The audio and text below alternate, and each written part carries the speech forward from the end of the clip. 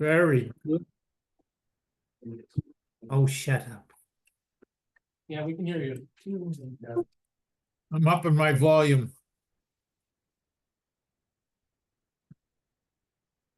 Mine's I- up, mine's up as far as it can There go, we Dan. All set there? Yeah, I'm ready.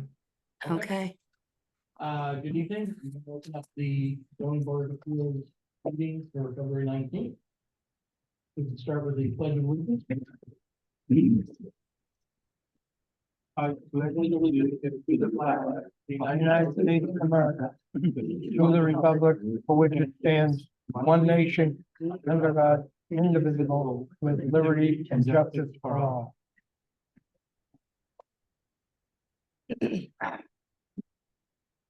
I will apologize beforehand and offer with names, so when I butcher your name, I do apologize.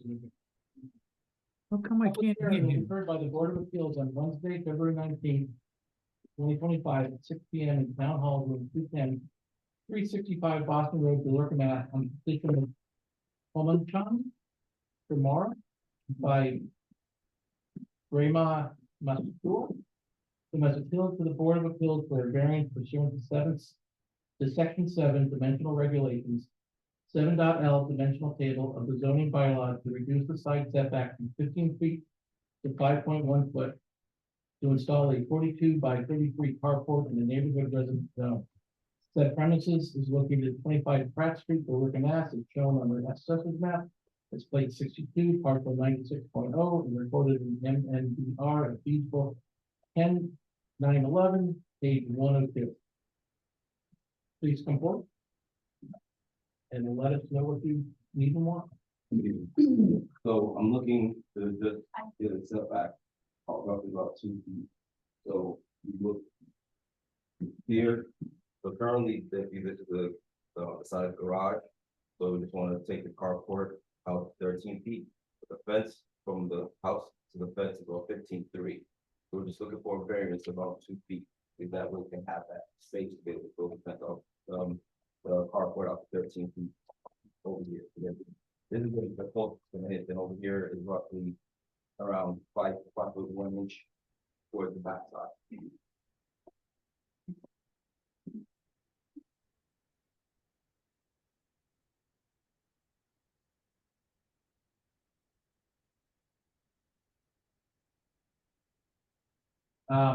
Just before we go out to the audience, if there's anyone, it looks like, I just want to make sure, that what I'll call the front of it, you're saying 2 feet?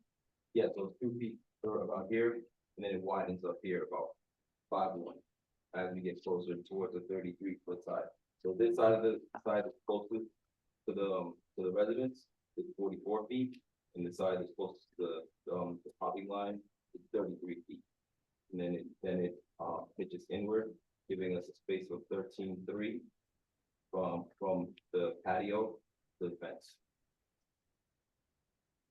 Okay, just, it looks like the measurement says 5'1" in front, not 2 feet. He's looking for a reduction. Oh. Of 2 feet. Yeah, of 2 feet. Oh, So okay. yeah, it's one of the, so when we get a reduction. 7.5, right? So 7.5, pre-existing lot. So the pre-existing from house to fence is 15.3. It doesn't, the plan, the engineer didn't, place that on here, but from here to here is 15.3. And I believe it's 15 feet is, so we're looking to get a two foot variance to allow us to build a 13-foot carport. What's the side setback in that zone? 15. Okay. So Looks like you're you're looking for 15 feet down to 5.1. 5, you're looking at 10. Yeah, 5.1. Yeah, more or less, yes. Well, you're saying 2, you need 10, that's a big difference.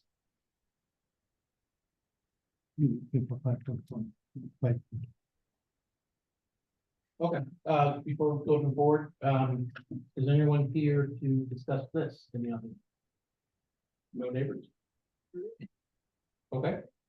I'll open up to the board. Anupam, any questions?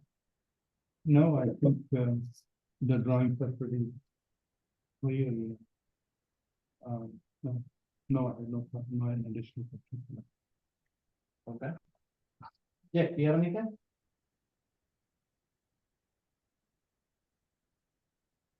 You calling Yeah, for can- me? Yeah, sorry. Do you have any All right. questions? So bottom line here is we've got a 15-foot setback that we want to go down to 5.1. Correct. Is that Yeah. the? And this has got a shingle roof on it and everything? Yeah, the house has a shingle, the carport will have a shingle roof as well. Did you hear that, Dick?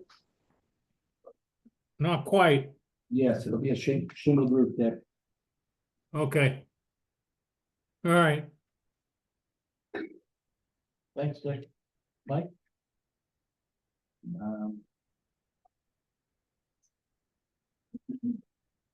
No, Okay.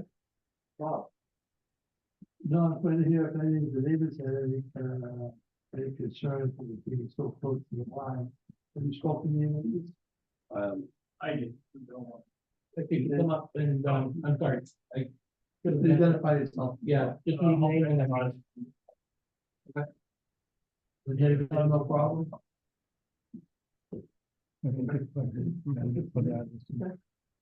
That was my question too, so. Yeah. Yeah. What was his name? Excuse me, sir. Sir, could you please identify your name? For the address. Oh, you're the homeowner? Okay. Hello, Raj. Okay. If there's nothing else, if I could have a motion to close the public hearing, Will be moved.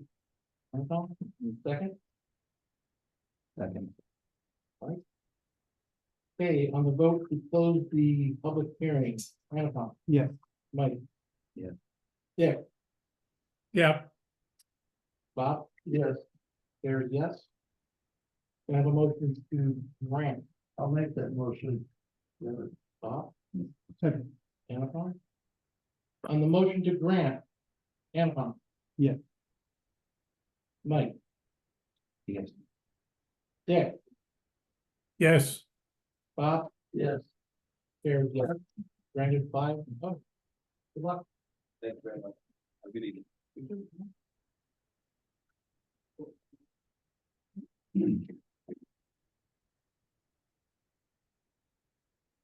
A public hearing will be heard by the Board of Appeals on Wednesday, February 19th, 2025, at 6:05 p.m. in Town Hall, room 210-365 Boston Road, Village of Mass, on the petition of Derek H. Algier. All of that. Trustee, DH Realty Trust by George Bedores, Esquire, who has appealed to the Board of Appeals for a special permit pursuant to section 7.L, dimension table 7.B.4, lot reduction 7.B.8, circumstance, and section 10.C, alteration, reconstruction of the zoning bylaw to reconstruct a single-family home located in the village residence zone.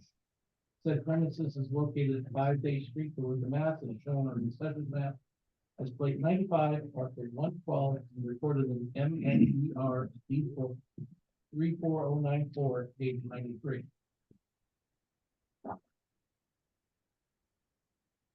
For the record, my name is George Madeira. I'm on the 574 Buster Road, and I represent the applicant in this matter. What we have here is Did you ask him to speak up, please? Could you please speak up, George? We're having a little bit of an audio. what we have here is we have a petition or an application that I passed before you for it was a variance granted in January. You're still gonna have to speak up. I'm sorry, but I can't hear him.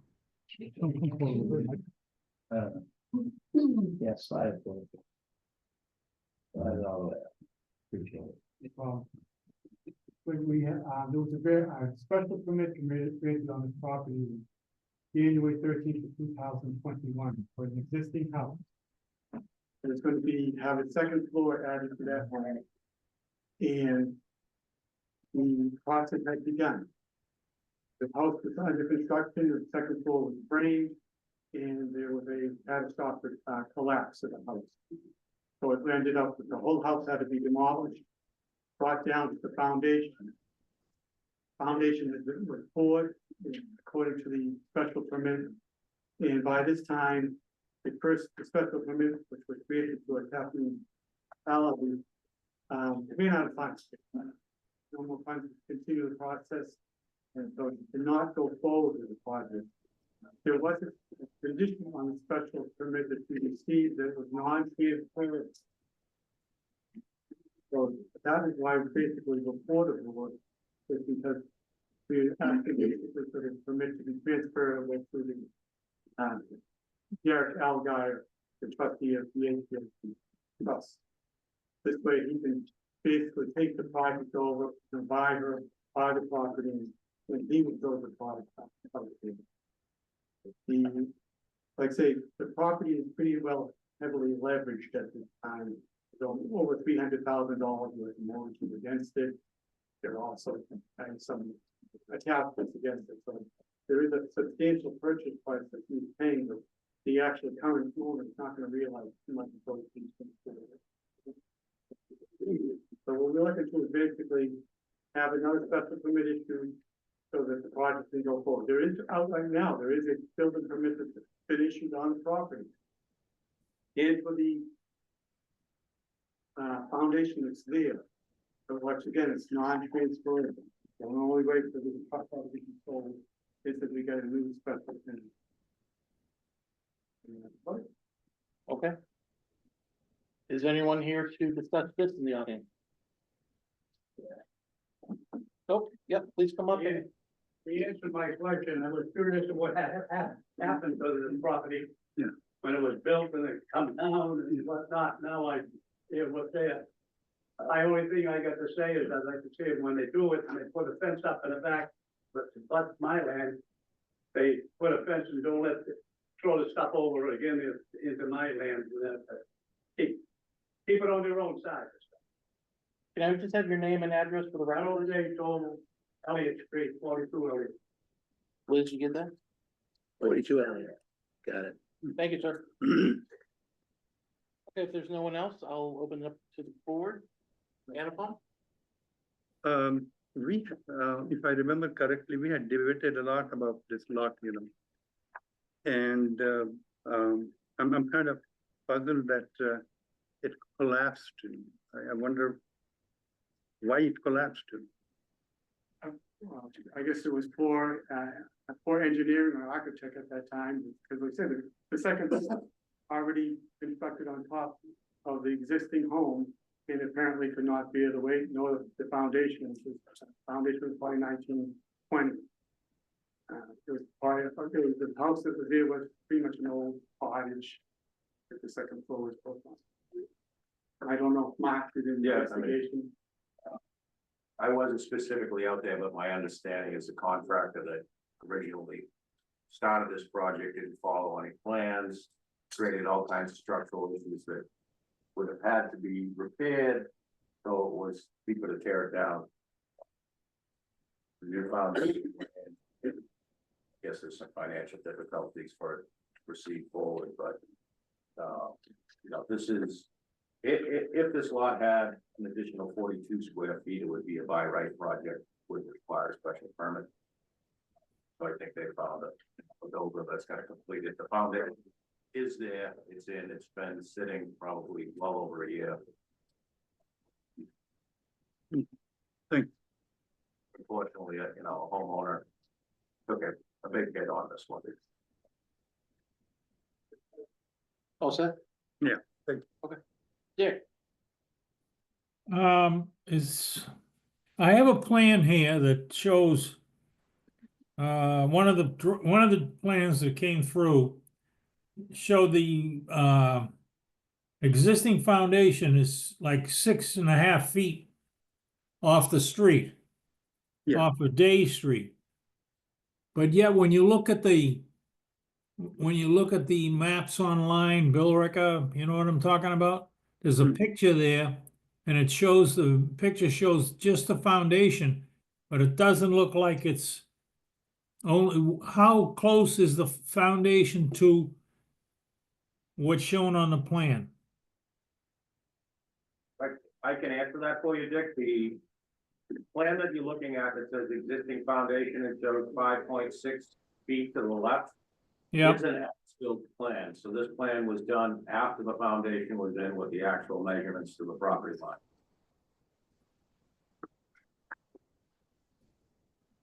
okay, so it's in the spot of the existing foundation, right? The existing foundation, well, the old foundation for the house was, I believe, 1 foot, 1.5 feet from the property line. Was an old fieldstone foundation.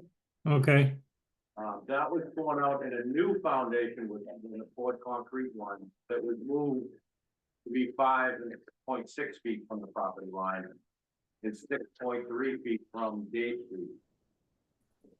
So the old foundation was closer to the street and closer to the side, property line. how come this one wasn't set back further? I believe they came in front of this board to get a special permit to rebuild it. Got the special permit, but as the attorney, Garrett said, it's non-transferable. Yeah, the special permit that we issued back, I don't know, it's in the file. 2021. Was for just to put, was to put the second floor on, Correct. correct? Yep. I So believe now now it collapsed or whatever, they tore the remains down. Yeah. And then they put a new foundation in. Why didn't they move the foundation back off the street? I don't know the answer to that. I think they do. What was permitted? The original, I don't know off the top of my head. The last page of the variance that shows the building view.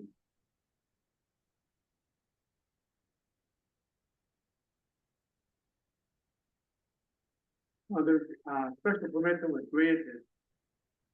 There is a plot plan, which is, dated, it's like it's dated 2013. Yeah, 2013. It was only one, that foundation was pretty much the foundation that was used, the diameters and locations to pour the new foundation.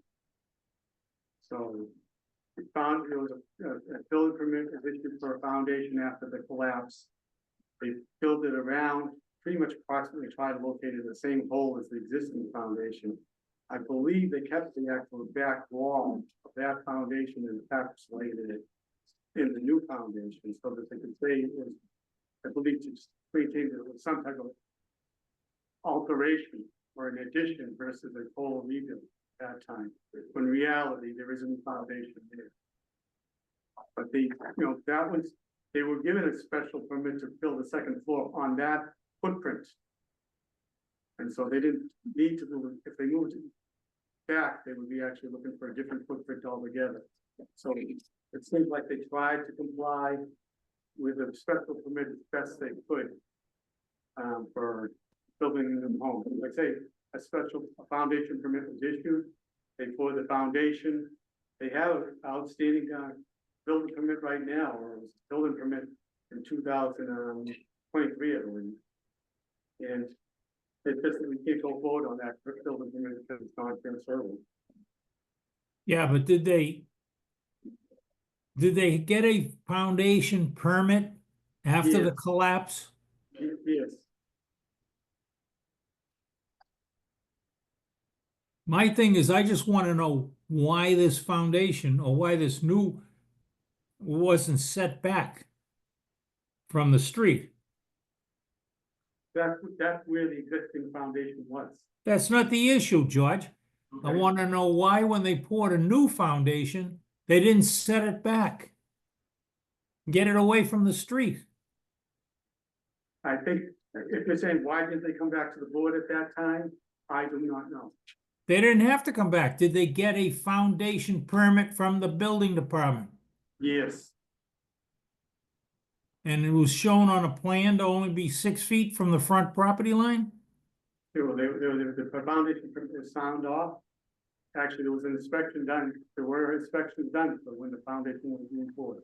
And there were sign offs obtained from the building department. I'm All looking right. at, permit record now. Yeah, yeah, it looks like my office issued a building permit.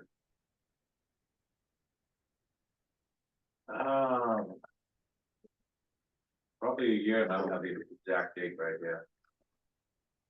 December 1st, 2021. Yeah. And one of the inspectors did go out and inspect it. Yeah, my only question was why, why wasn't it set back? Here was an opportunity to get this building. Yeah, if it was completely demolished, it should have been not approved, it should have been moved back to comply with minimum setback requirements. Yeah, And new house, is something. second floor. Now, what is he building there now? He's building, Two-story? what's that? Yes, it'll be two-story house Be a two-story house. on the foundation of the theater. Okay, and the neighbors have no problem? I remember the neighbor looking at from the street. I remember the neighbor to the left. I mean, this house is practically on top of it. But they have no problem? Guess not if they're not there. This All right. neighborhood, there's already been a lot of rebuilding of houses in that neighborhood, but most of them are already two-story homes. I mean, this might have been the last bungalow pretty much where in that area. All set there? Yep, gotcha. Thank you. Mike?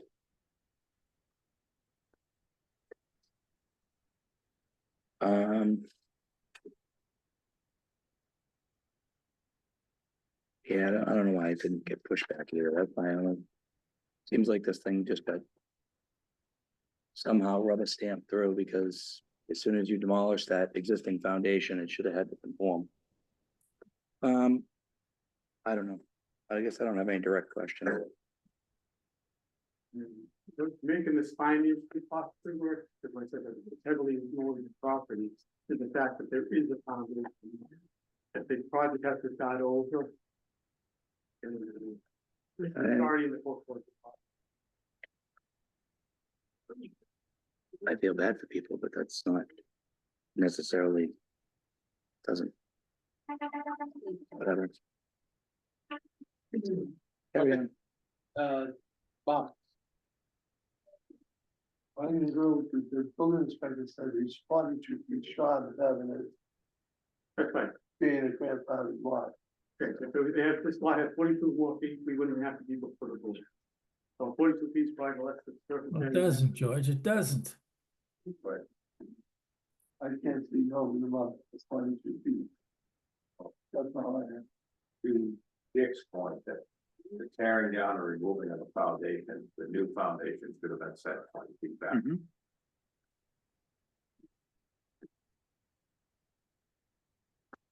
Excuse me, what did Mark just say? I said you were right. Oh, God, thanks, Mark. No, you're right that once that foundation was removed, the new foundation should have met the minimum setback for the neighborhood, which is 20-foot front yard setback. And 7.5 on the sides. Right. Okay, I mean, I wouldn't be surprised, like say, people didn't know how to handle it because of the fact that it doesn't come off too often when you're in the middle of a construction project of nature. That the property, the building collapses. So where do you go from here? And maybe people didn't know. Mm. Sounds screwy. yeah, it is. Mm. Bob, you're all set? Well said, thank you. Okay. I have nothing. So, But now we got a developer, excuse me a second. Now we have a developer coming in who's gonna build a new house there. Which I'm saying, move it back. Well, I guess I'm saying if the foundation has to be turned down at this stage, then the numbers won't work. Oh, come on, George, of course they will. No, Please, that lot, the lot's pretty heavily leveraged already over $300,000. Every lot in Billerica's 300,000. What's that? I said every lot in Billerica's 300,000 to start. That's right, that's what I'm saying, but this, he's offering more than $300,000 to make this work. No, that's So not he's- our problem. Yes, filed with the board is $355,000. That pretty much just breaks the current owner even. Well, then maybe he shouldn't be there.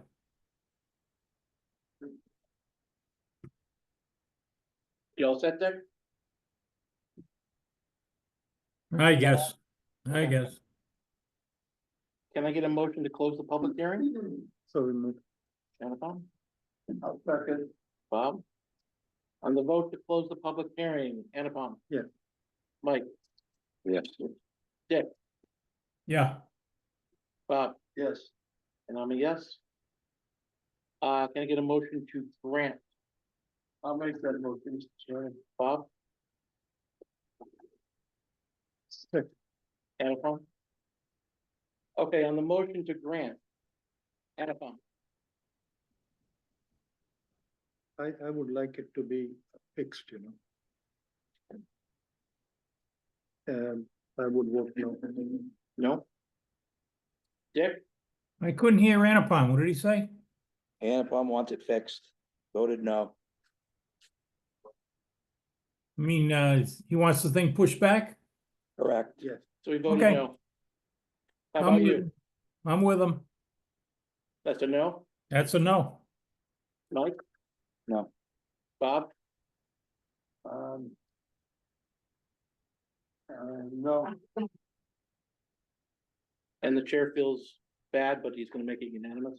No, so Thank you. denied, 05. Sorry.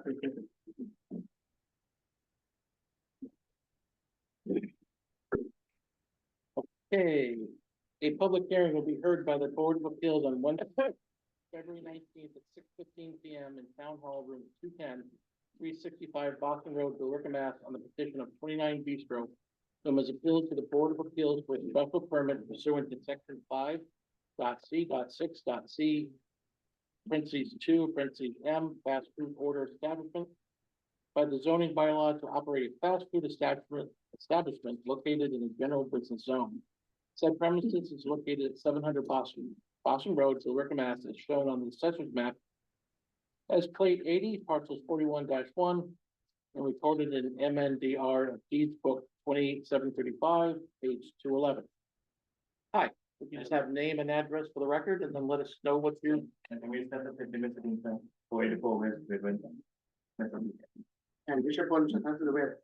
Convenience street for the town. And just let us know what you're looking for. This is for the where for the special permit for the open the high and limit restaurant. We purchase the kitchen space. 10 from India, restaurant to Thai, Vietnamese. Restaurant. Okay. Okay. Anyone here in the audience that'd like to speak on this? Nope. Town Plaza. Tom Block. It's, Yeah, you can open the Thai and Vietnamese food. It's already a restaurant now. it's, Noodle. Used to be, it was Max Noodles, then it's something else. Okay. I'll open it up to the board. Anupam? There's already a restaurant there, Yeah. so simply, changing from Indian to Thai, Yes, sir. no problem. Dick, do you have any questions?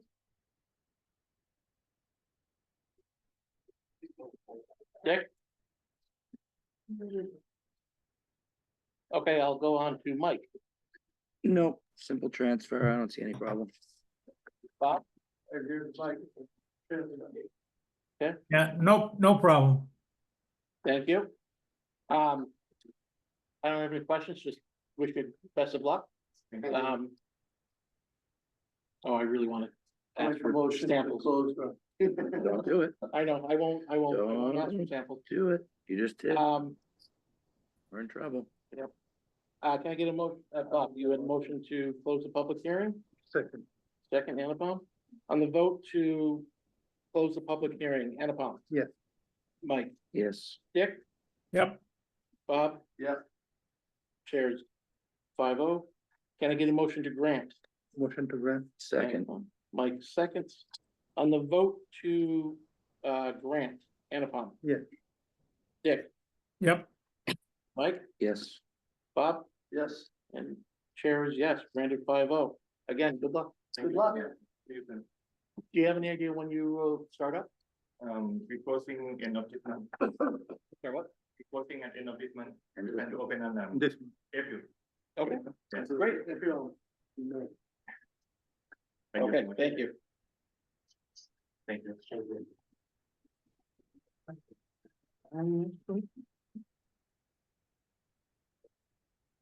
Okay, public hearing will be heard by the Board of Appeals on Wednesday, February 19th, 2025, at 6:20 p.m. in Town Hall, room 210, 265 Box Road, Billerica, Mass, on the petition of BBPA Realty LLC by Stephen Latini, keep reading that Esquire, who has appealed to the Board of Appeals for a variance pursuant to section 7D yards and section 7.L dimensional table zoning bylaw to reduce the side setback to construct an up to 32,280 square foot building in the industrial zone.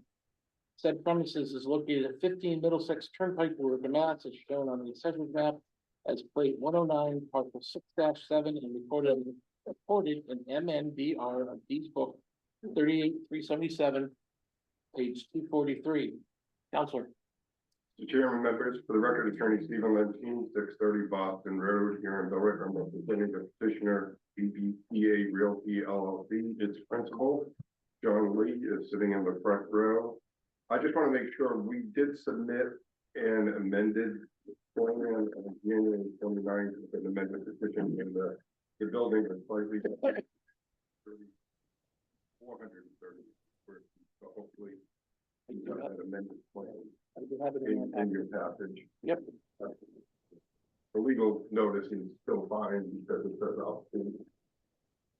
So essentially, what we have here is the former site of many restaurants here in Billerica, who I'm sure you're familiar with, as you keep issuing special permit for the audience. I think the original restaurant there was the Naked Fish. Yes.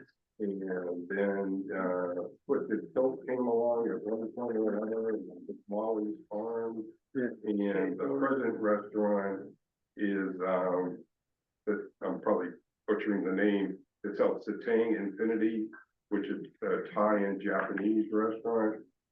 All of those restaurants, including the current restaurant, have had a very difficult time surviving at this location. John just purchased this property in March of last year, March of 2024. John came to me, came to the town as well with the idea of putting indoor badminton and pickleball courts in the site, tearing down the building, erecting this new building. That is the primary component with a casual restaurant with smaller seating than the existing restaurant. We presented, because this will have to go through site plan special permit, we did have a department head meeting on January 9th, I believe, this year. The project was fairly well received. Because of the nature of the new zoning, the parking requirements, the issues with regard to wetlands and floodplain, we do need the only relief we're seeking from this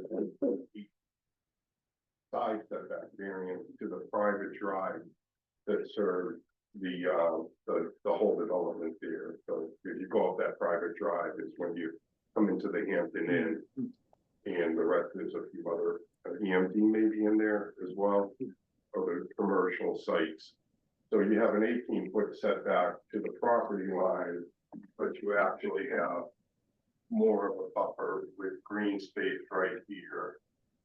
So that's the only relief we have to seek from this board. We'll also, down the road, as part of the site plan special permit process, we'll be looking for some green strip relief. But typically, when you're going through site plan special permit, those issues are usually deferred to the planning board, because they do have authority when they're looking at the overall scope of the plan. As you know, when we go through site plan special permit, there'll be tremendous scrutiny with regard to traffic, with regard to drainage, with regard to stormwater. We're also gonna be, because of some of the relocation of the parking in particular, and we're moving one of the drainage easements on the site as well. We'll be dealing with the Conservation Commission in Billerica for sure, and perhaps in Bedford as well. As you can see from the plan, this property straddles the Billerica in Bedford town line. All of the construction is in Billerica, but the frontage is in Bedford. So we may have to again deal with the Bedford Conservation Commission. We couldn't need any relief from any other board in Bedford. Essentially, that's the only relief we're seeking from this board. I believe you have comments from planning and community development, which were positive, and also pointed out here, comments from DPW and conservation were difficult for a project of this size.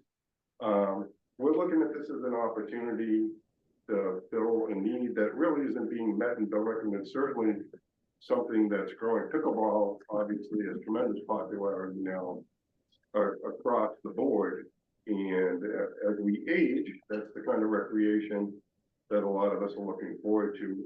And badminton, as Billerica becomes a more diverse community, badminton is a very popular sport in the South Asian community. So again, we're looking at a clientele coming from that as well. We also think, you know, when I went by there looking at it today and looking at the parking lot at Hampton Inn, which was very empty, what John's hope is to maybe do some pickleball tournaments here. And that could be a boon to the hotel that sits right on the site. If you have a tournament, you know, people might spend a night or two at the hotel while they're playing in the pickleball tournament.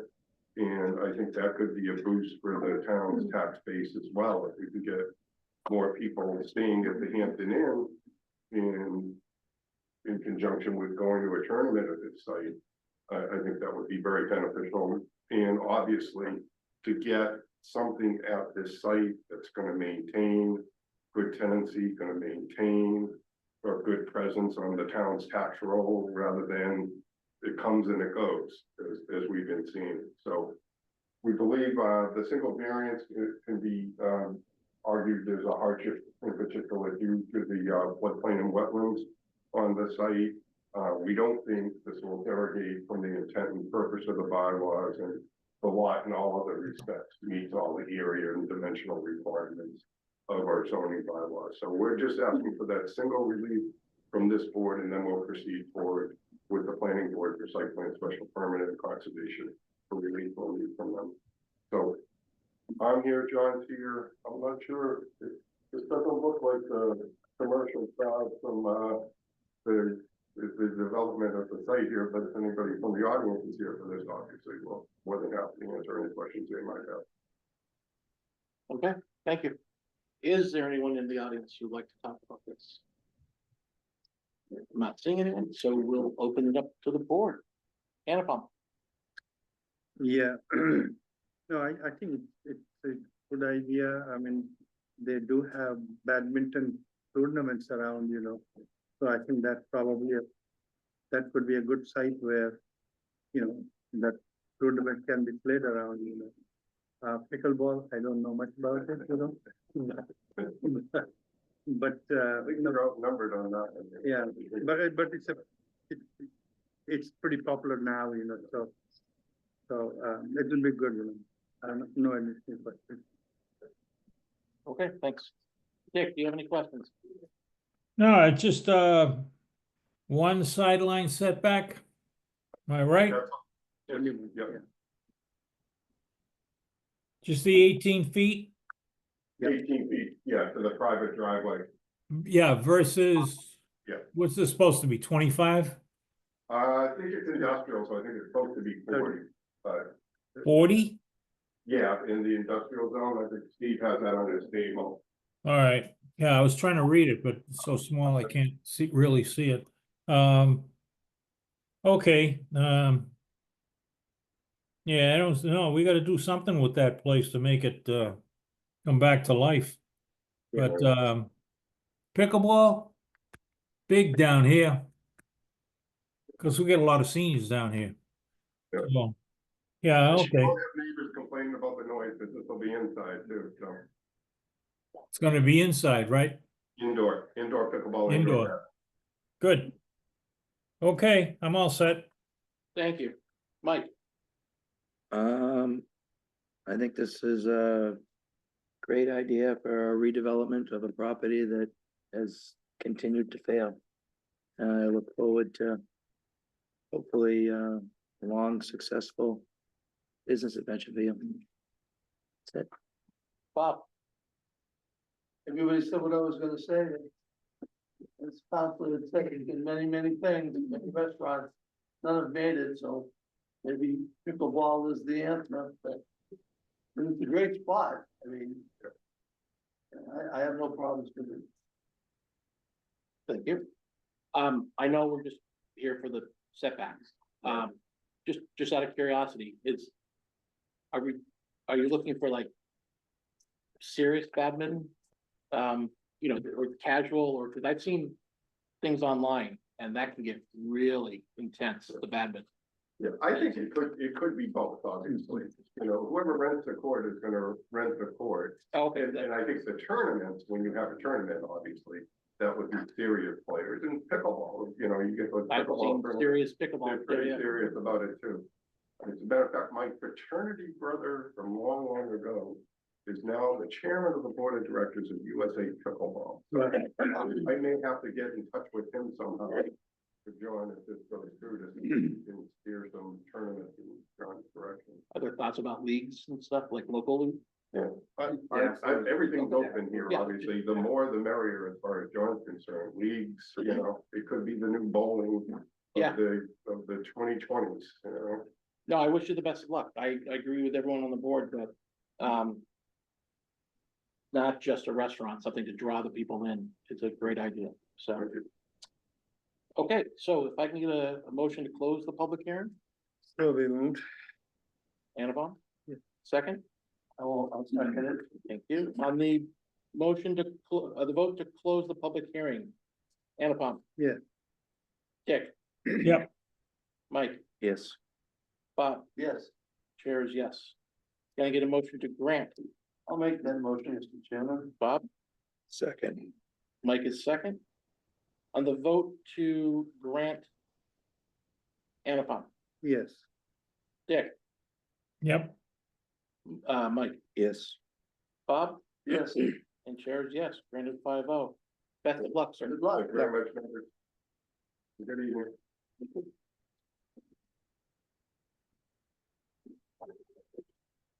Okay, just because there's gonna be this, before I reopen the hearing, does anyone on the board need to take a quick break?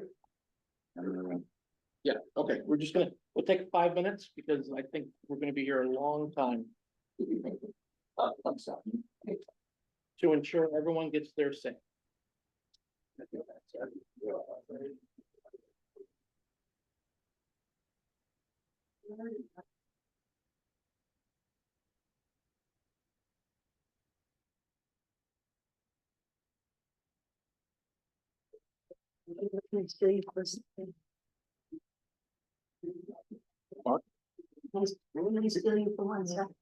You're being summoned.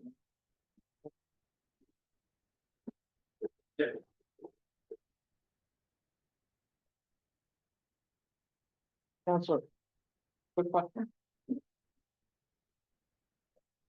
The variance, it's just for the rear, yeah, At the St. Mary's property. Oh, this is. This is one of the things I'm gonna be finding.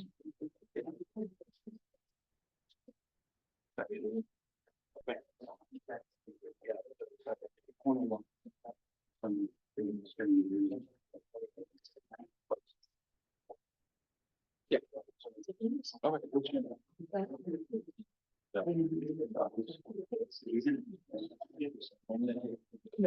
No, I just. Nope, I just wanted to, by the end. make sure everyone has- It's none of these stuff over there. Oh, yeah, each. And then we got. It's the special. permit. That's, you know,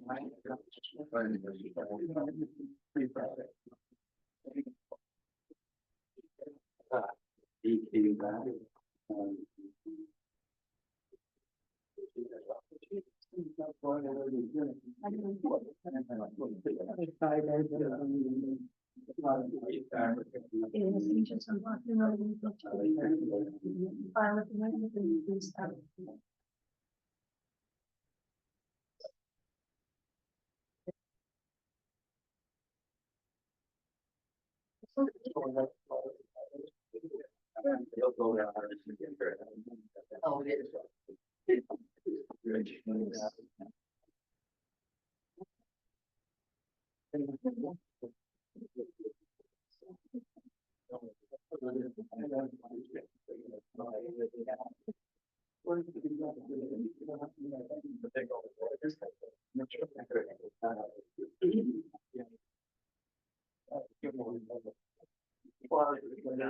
When I was.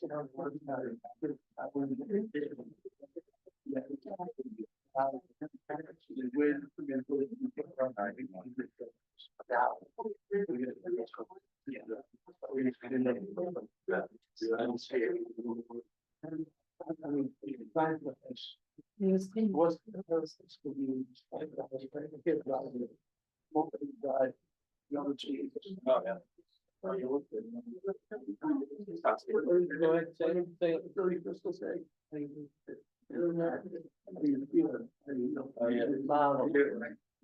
or better to be seen than viewed.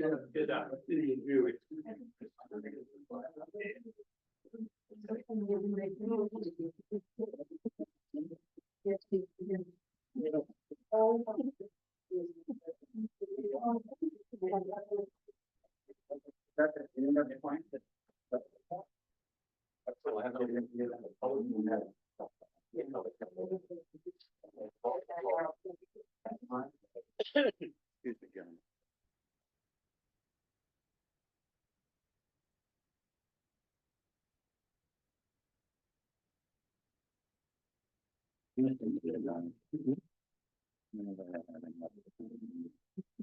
Yeah.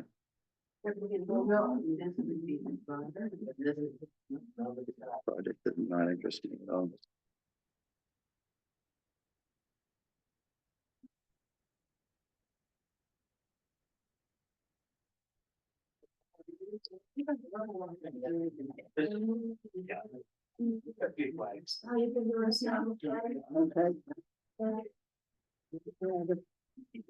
They're gonna have the third grade.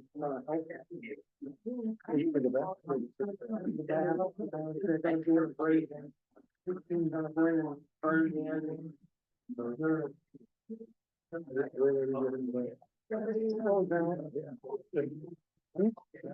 Mark, just I'll give him. No, I don't have a date. Don't you see the doctor?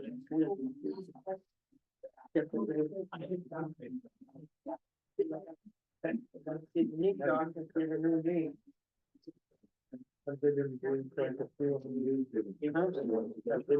Oh, yeah.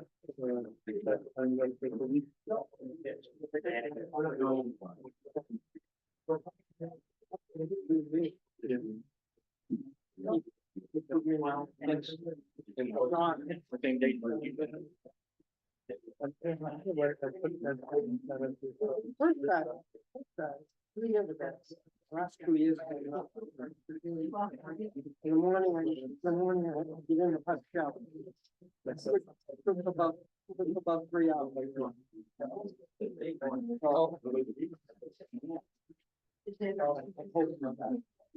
Wanna ride my bike?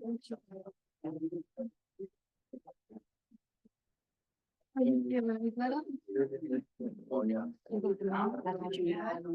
You want antibiotics? Yeah. Days now. Oh, no. And that's what they're made for. That's what they're made for.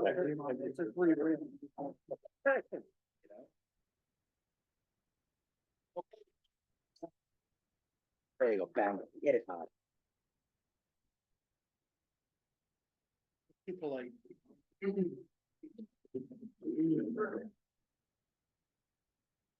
Okay, and now for what everyone's been waiting for.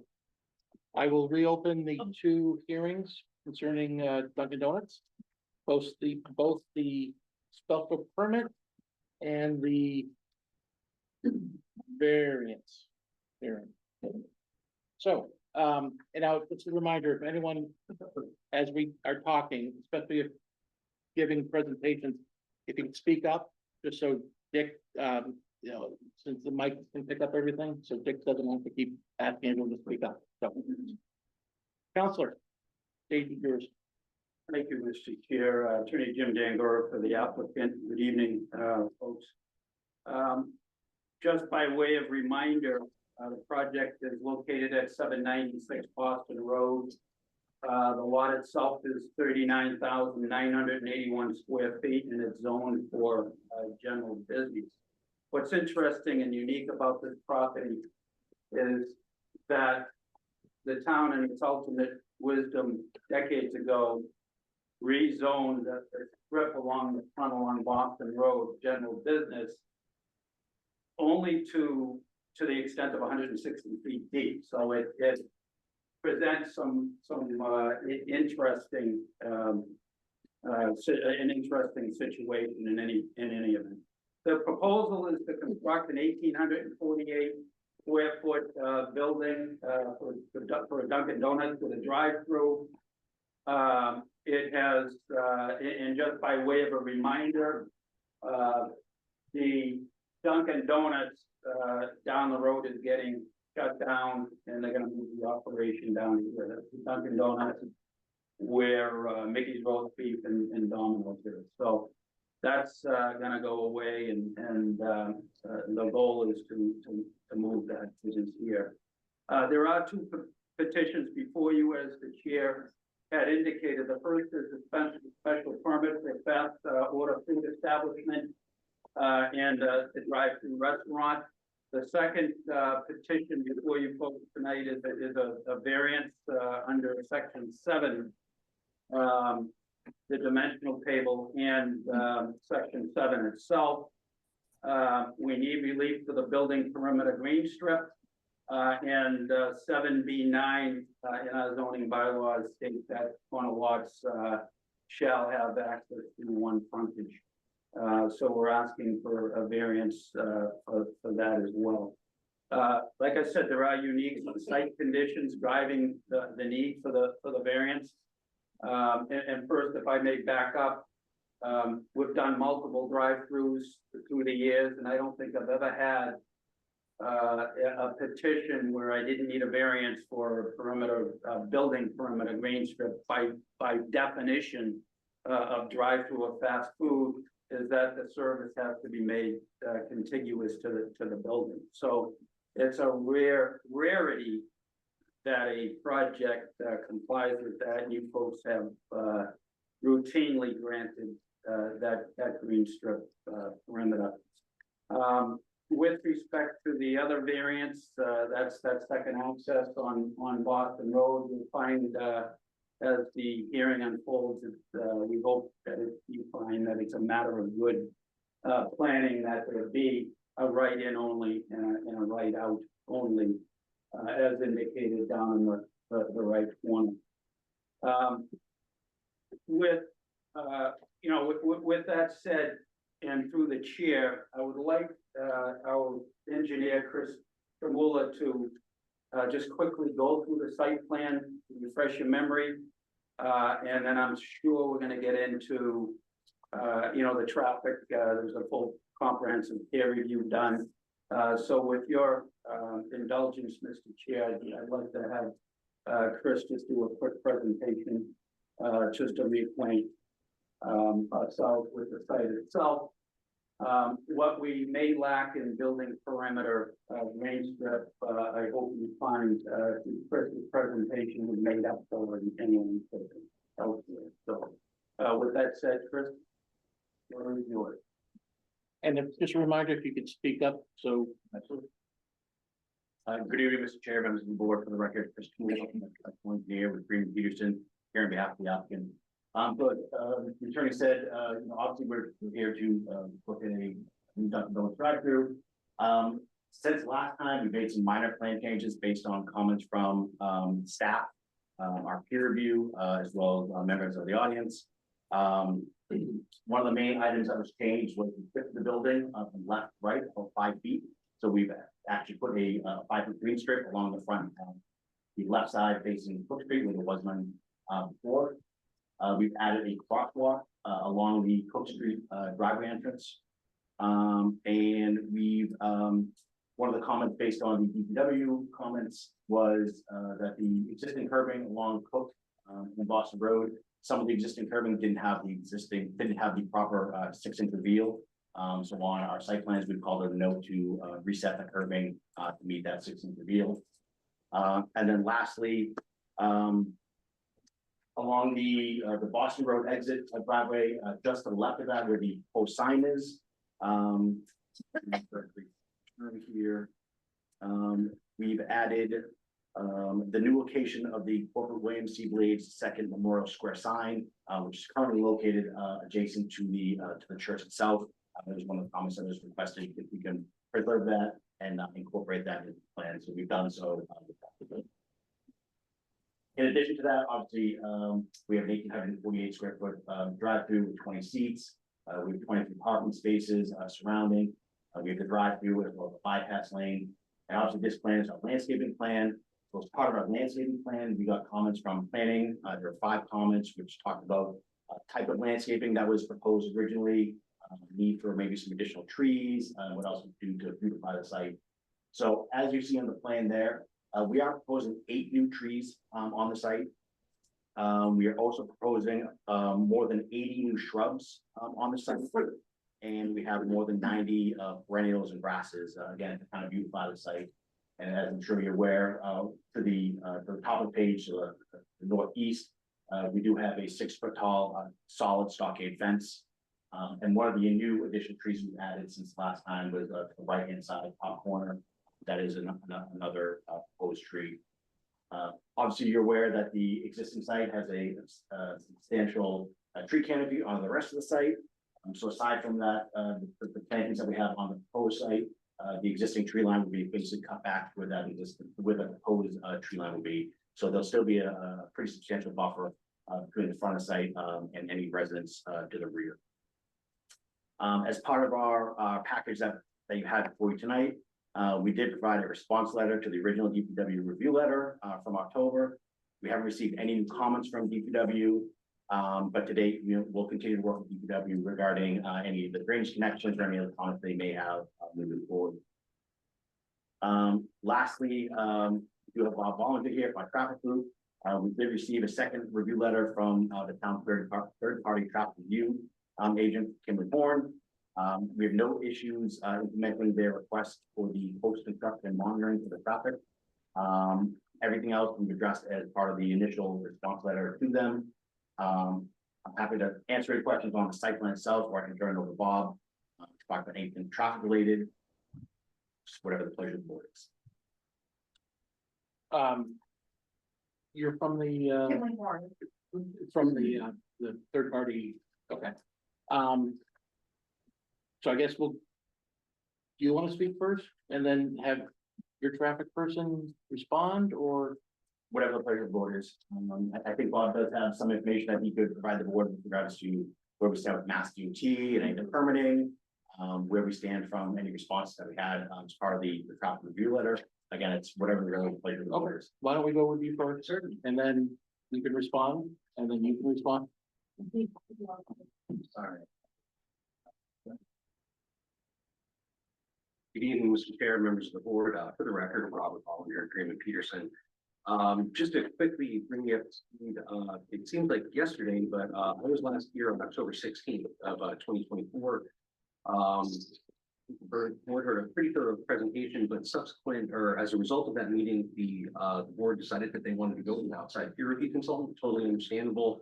Well within the norms of the world in which we operate. Kind of headed into the holiday season between Thanksgiving, Christmas, New Year's.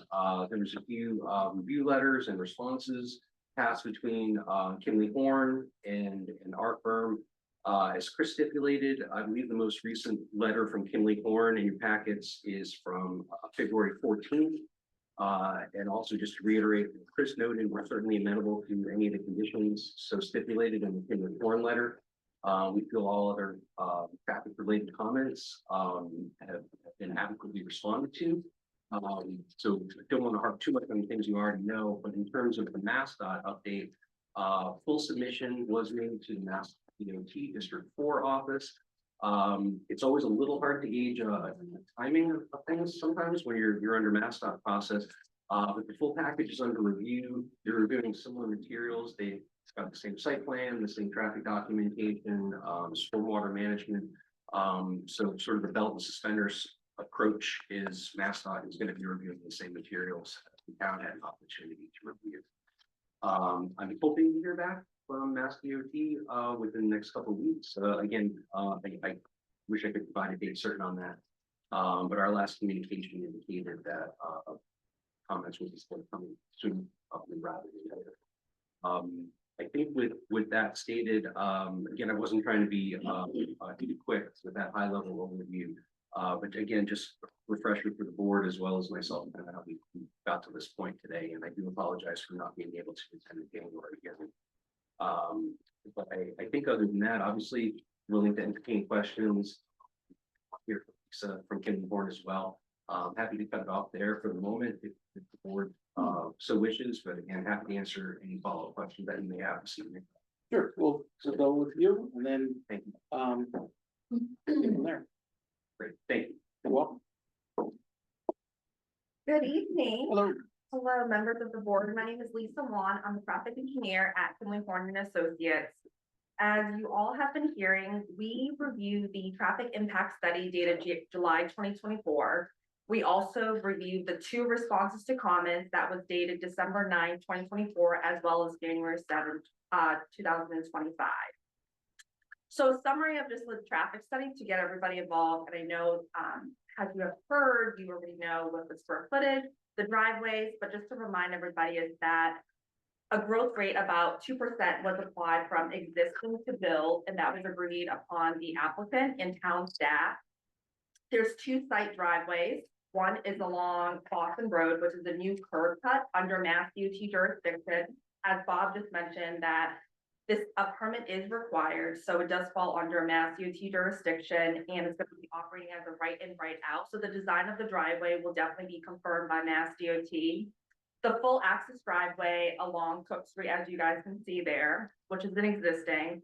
Stop signs going to be applied at both of the site driveways as well as crosswalk parking. In addition, if you see that there's a do not block, especially right by the drive-through, really making sure that there is a clear space for people trying to park or if you're trying to maneuver. So making sure that that do not block intersection is really enforced and maintained needs to be very important. As Bob mentioned that at the signalized intersection at Cook and Boston Street, Boston Road, there is level service not in favor. So it does degrade from a level service E or an F, but this intersection is part of the Mass DOT project. And as Bob alluded to, they are more than happy to do a post-construction monitoring plan. So after full occupancy of Dunkin' Donuts, 6 months, they're going to do a post study during the typical AM and PM, as well as Saturday midday, really to understand what's the impact after operation, and then really coordination with the town as well as Mass DOT. That's the signal adjustment. The signal, yes, the traffic signal, yes. So really understanding what is going to happen after 6 months of post occupancy, and then coordination with town of Billerica as well as Mass DOT, what could be some options. But right now, really just want to get the Mass DOT project underway.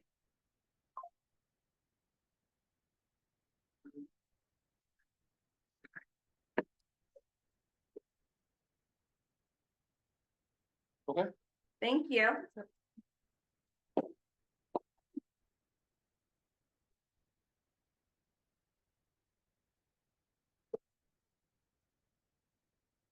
Open it up to the. Oh, no, go ahead. I was gonna, whatever you If there's anyone here who wants to discuss this, I will open it up. Is anyone here? I did give notice, by the way, at Mike's request or the board's Yeah. request. Oh, that's right. Thank you. I sent out, Um, a lot of notices. because I don't know it. okay, we'll start with you, but then we'll go row by row and then row by row. So name and address for the record, please. John Fossey, 4 Catherine Ave. We had a meeting last night at my house. I can speak for a lot of my neighbors. This is gonna be a nightmare for us. I'm telling you right now.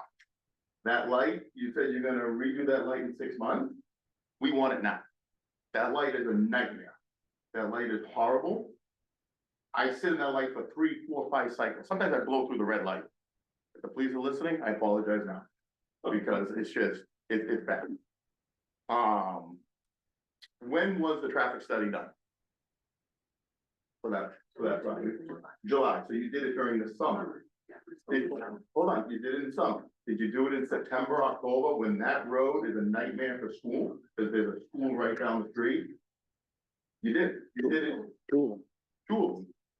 There's 2 schools there. So you did it in July, not September, October. That road, from the Ditson all the way up to McHugh, is backed up. I live right down the street and I sit in there patiently and wait for the kids. You guys haven't got a permission for the curb cut yet. So the property three lots.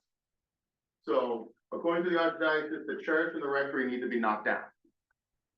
Is that contingent on that property being developed or when they decide to touch the other property?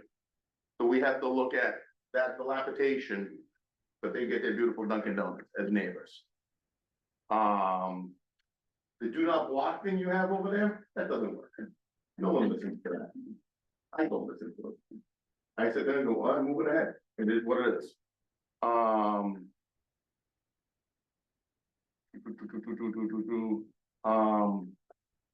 A lot of the neighbors would like the other property developed, and I know this board has told me that it's 2 different lots, we can't. You really want this? Develop the other property. Cook Street, just an entrance only, and make it on Beaumont. This neighborhood will give you that Dunkin' Donuts tomorrow morning. I will promise you that. I'll put my name on it because we talked about it. We all talked about it in my garage, and everyone said yes. But you put the exit on Beaumont, it doesn't- you know, it was over with on Cook. And then the back parking lot. Right now, we deal with 18-wheelers. We deal with, the other day, people with 4-wheelers having a grand old time in the snow. Cars going over the curb. We have a landscaper running his business off of that property right now. Over there. And the owner has told me, well, I let him park his trucks there because he maintains the property for free. Well, that's not my freaking problem. I don't need to look at that. Lance, everyone has a spot for their trucks. So one of the asks, if this goes through, is we want that back parking lot gone. And I know it's a different property, but it's still the same owner. So that's one of our asks. Except we can't make them do that. You put it as a contingency. You could put it there and say, he's here, ask him, he's right there. And say, hey, can you take it out the back parking lot? Why do I have to look at broken Jersey barriers, trucks parked, 18-wheelers dropping trailers and leaving them, car carriers? We had a bus parked there for a while and a homeless guy sleeping in it. I'm giving you the concern of my neighborhood. It's not our preview. I'm giving you the It sounds like concerns. the police. I'm giving you our concerns. Okay. So, and I would really like the traffic study done in September, October. Did I miss anything? I don't know. Someone else I'm sure will preview. Okay, let's start second row, left side. Name and address for the record, please. Mary Leach, I'm at 7 William Road. And I was hoping to have some of my neighbors speak first because I wanted really to bring us back to something that I think that all of us here should be thinking about is the law and what variances require. Because I know from speaking with my neighbors, they're very upset and concerned about the traffic. Because they know the Dunkin' Donuts up in the center backs up into Boston Road. They know the school backs up from the Ditson School for pickup and drop off. It backs up almost to where the Dunkin' Donuts, the proposed Dunkin' Donuts is going to be. But I'll leave that to the other people here to talk about those. What I want to do is I hand delivered a copy to you because I apologize for sending this note so late last night. But I just wanted to read a note to you very quickly. So to the members of the ZBA regarding the variance request for 796 Boston Road.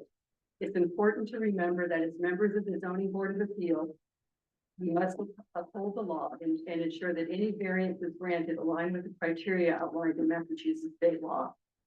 Massachusetts state law, chapter 48 specifies that the ZBA must find that the four criteria must be met to authorize a variance. Number one, unique site conditions. This is circumstances relating to the soil conditions, shapes, or topography that especially affect the land or structure in question, but do not generally affect the zoning district in which the land or structure is located.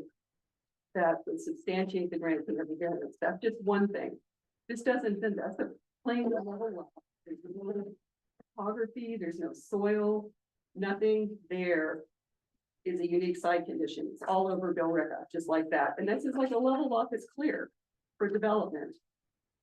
The second one is hardship. Now, hardship is the literal enforcement of the provision of zoning ordinance relating to the circumstances, especially affecting the land or structure in question that would involve substantial hardship, financial or otherwise, to the petitioner. It must relate to the circumstances of the lot in number one. There's nothing about the topography. There's nothing about the soil. There's nothing about that lot that's causing a hardship. And you can't tell me that the zoning, that they don't get the zoning, they want a hardship. That's not a hardship. That's a want. That's not a hardship. Third, the public good. You have to, the desirable relief may be granted without substantial detriment to the public good. I'm hearing my neighbors being scared about the traffic, not wanting to have people backed up, not to have cars put on, forced into the neighborhood, which will happen. And that's not in the public good. And finally, zoning. Desirable relief must be granted without nullifying or substantially derogating from the intent or purpose of the zoning. I'm hearing that they want to have green strips, variances. I'm hearing that they want to, have different setbacks. I don't care that they're going to, didn't they want to have a setback? No, green strip and second means of egress is. the Okay, only those are difference. two things then. That's against, I'll give you that. So all four of those things have to be met. And in addition to that, we also have our Billerica bylaw. There's specific requirements for a drive-up or drive-through restaurant. Some of them are met. It sounds like they're going to serve inside. It says the green strip and green space as outlined in the zoning bylaw are complied with. No, they're asking for a variance here. Adequate safeguards, I'm sure that they'll have trash cans and throwaway things like that. But the ones that I'm most concerned about are the use does not adversely impact traffic or traffic circulation. You can't tell me that putting a drive-through Dunkin' Donuts that is very analogous to the one up in the center is not going to adversely impact traffic or traffic circulation. And the last one is use is not detrimental to the area in which it is located. I feel that because it is going to impact the traffic, it's going to drive it into different neighborhoods, it is detrimental to our neighborhood. So I would urge you to remember that your duty is to uphold the law and deny these requests. I know that this board has been very liberal with giving out variances, but just tonight you denied somebody because it didn't fit the criteria of the law. And I would ask you to do the same here. And I also want to go on record that I Googled 796 Boston Road, and I saw an advertisement saying that office space is available there. And one of the niceties about that office space is that there's a freestanding Dunkin' Donuts. I think it's very presumptuous to say there's a freestanding Dunkin' Donuts when they haven't been granted this. And they don't even have a curb cut to Boston Road. So I would urge you to listen to everyone and thank you for listening to me.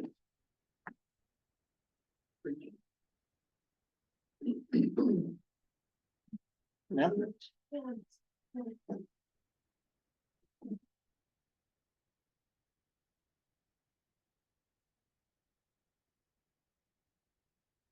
Hi, Prince teaching tonight. I just want to reiterate, We need your address. 7 Carson Street. Thank you. I just want to reiterate what Don was saying about the traffic study. Doing a traffic study in the summertime is really not, the best way to, you know, give us the results that we actually looking for. And that set of lights there on the corner of Cook Street and Boston Road, and it's a sign there that says right turn, no right turn on red. Right now, nobody really pays attention to that sign. And if we're gonna have people going on Cook Street to take that right to go into, Dunkin' Donuts, I think that's just gonna just make that worse. So I think we need to do a better traffic study in order to do that. And that's it. I'm just afraid that it's not gonna be good, but Thank you. Ma'am?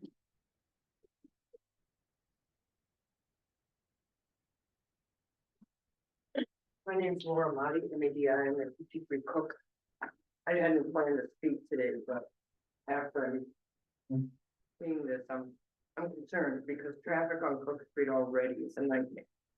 If I try to cross the street to go visit my neighbor, sometimes it's like taking my life.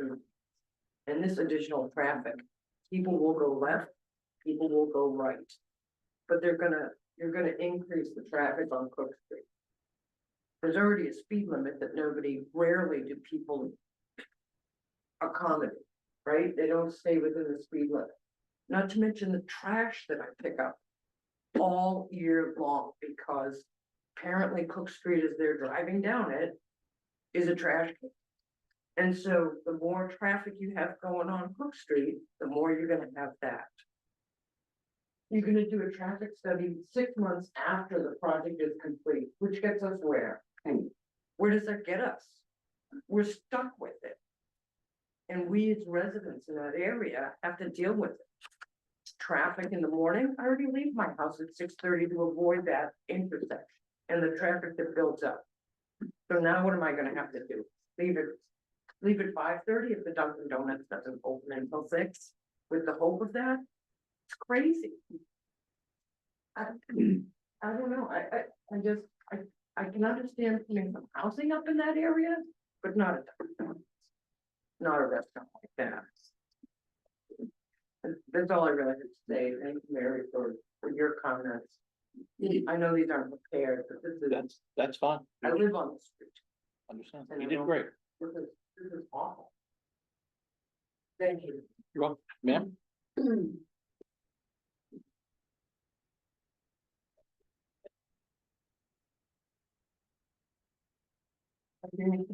55 Cook Street.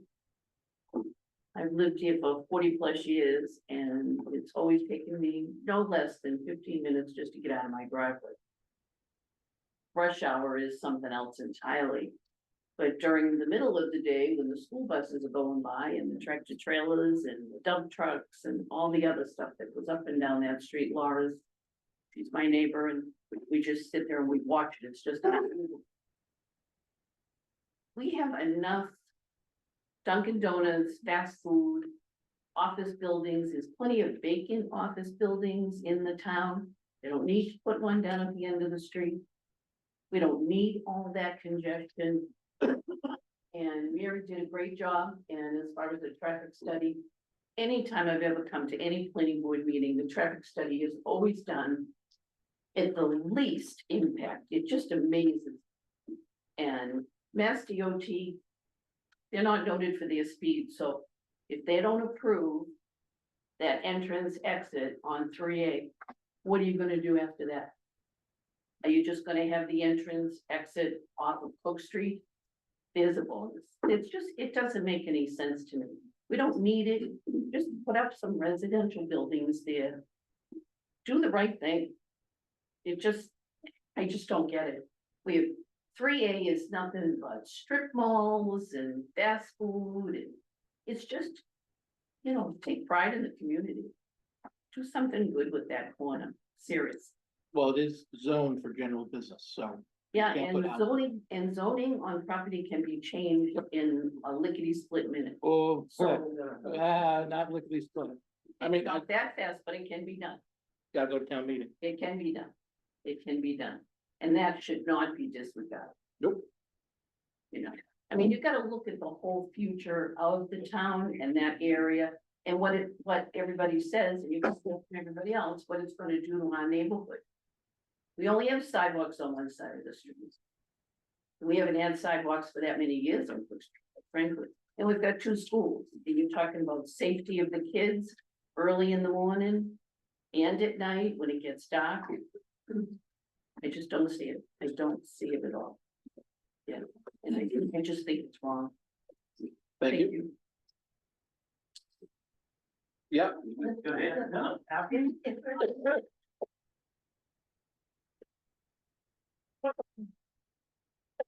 my name is Tom Michael. I live at 9 Cook Street, so I'm probably the closest to this.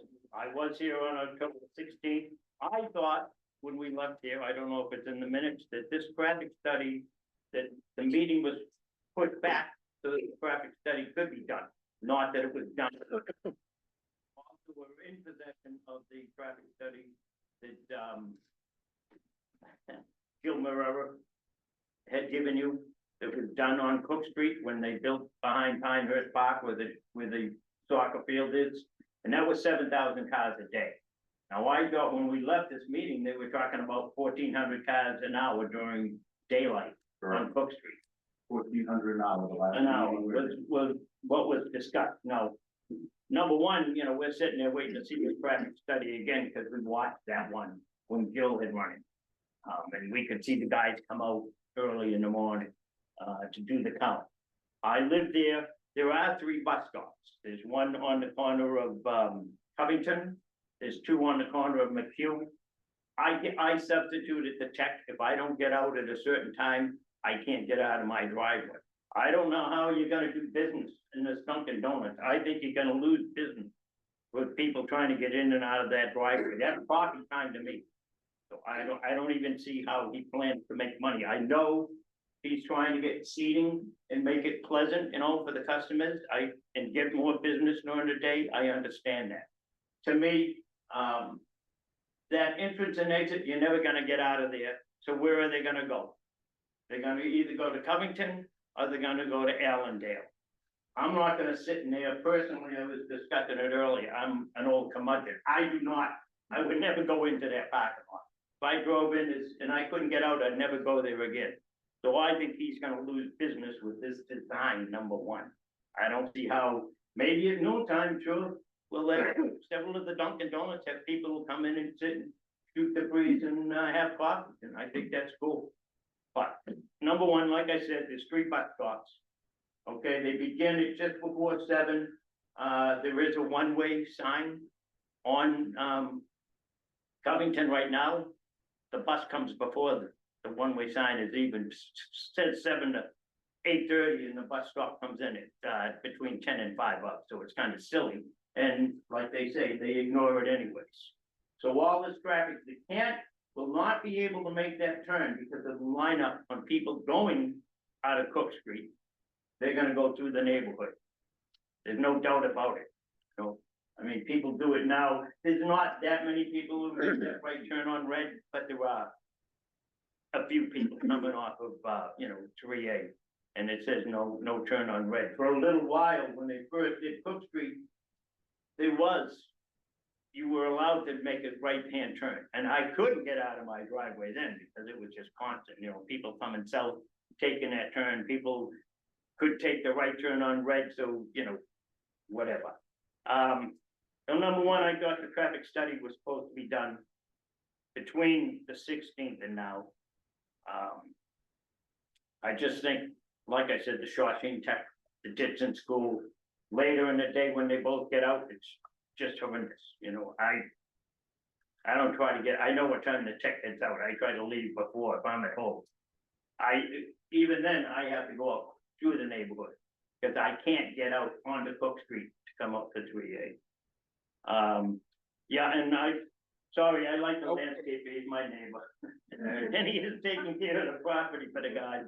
any partners trucks there, but that's his agreement with them. As for the green strip.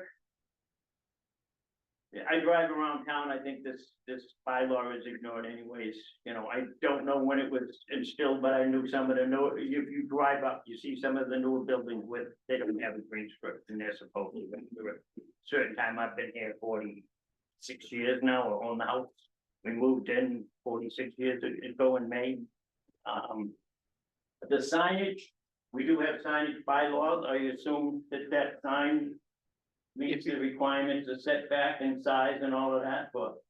Sir, I'm sorry. Sign bylaws, Just, if you can keep the questions this way, and then they can answer when it's okay. their turn. But, Well, I know there's a sign, I know that there's, you know, a certain height, and width and depth for a sign, I'm just hoping that.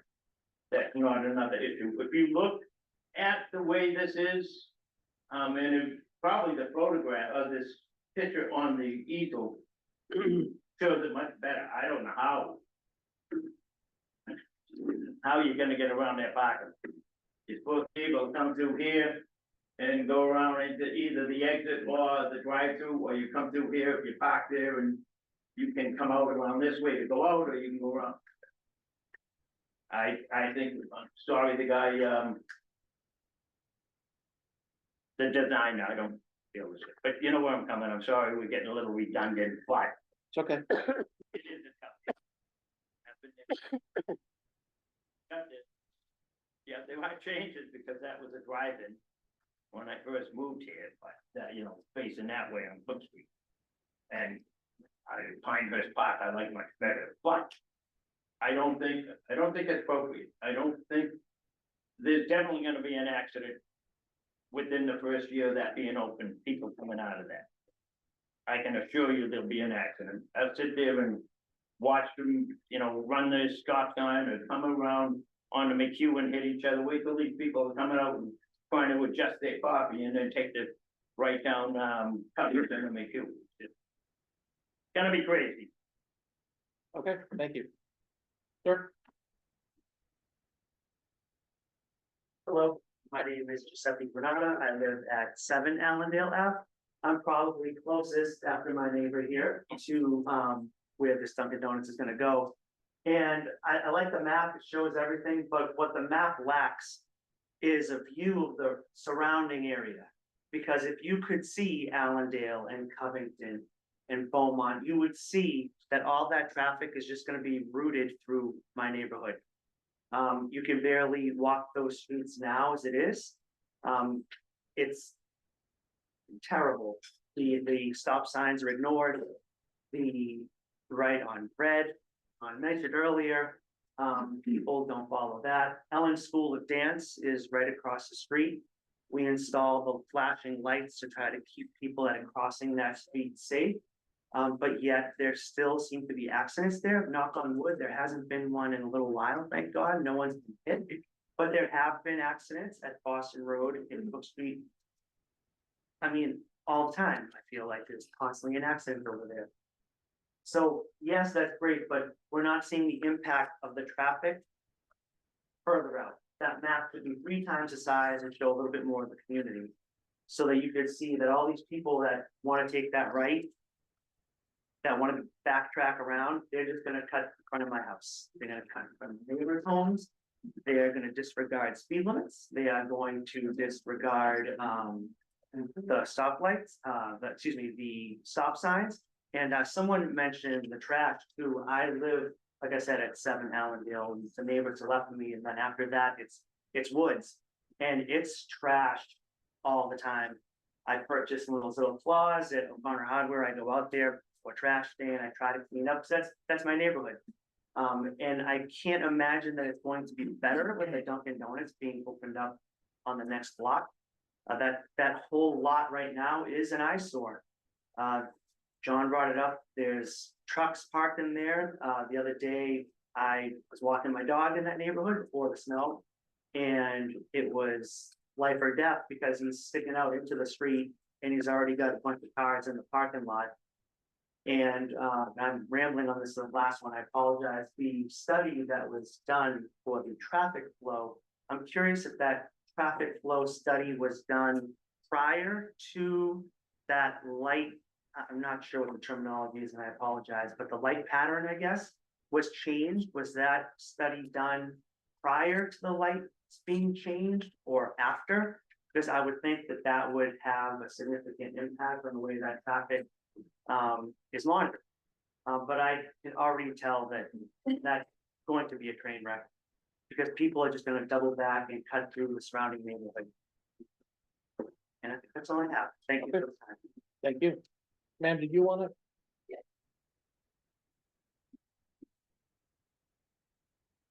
Okay, quick, I know this board has, Name and address. Kelly Sabina, 95 Gray Street. I know this board has a decision to make in front of them, and it's regarding variance, and somebody brought up a very good question. And the question was, he's going to be cutting into Boston Road for the drive-through.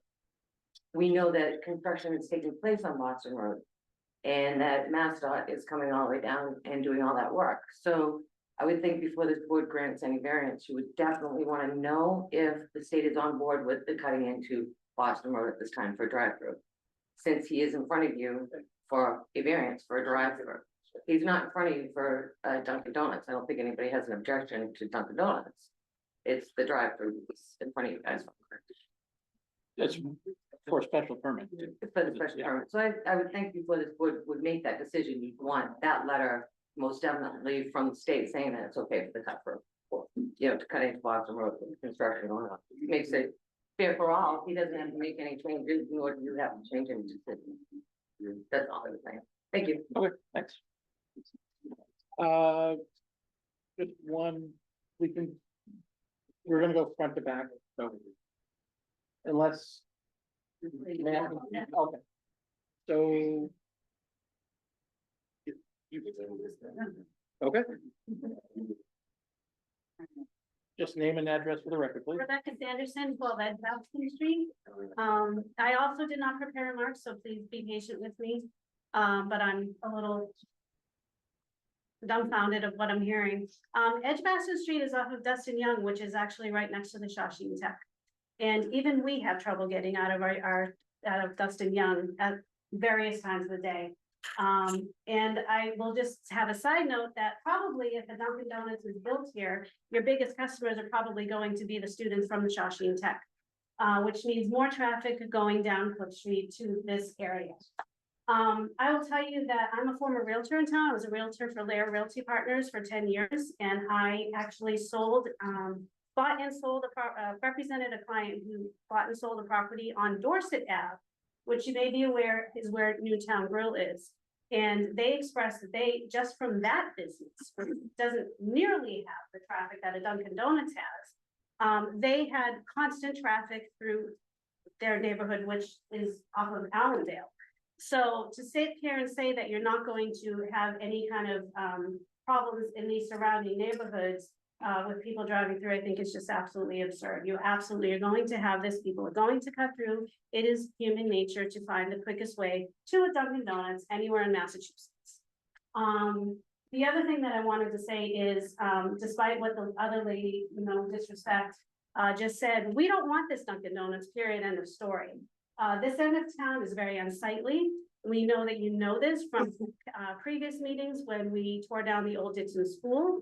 We are asking for better community type of businesses, if you will, be installed here. This is a massive plot of land, and I can't believe that you're thinking about this little Dunkin' Donuts drive-through that only services, by the way, not everybody in town. Not everybody in town drinks coffee.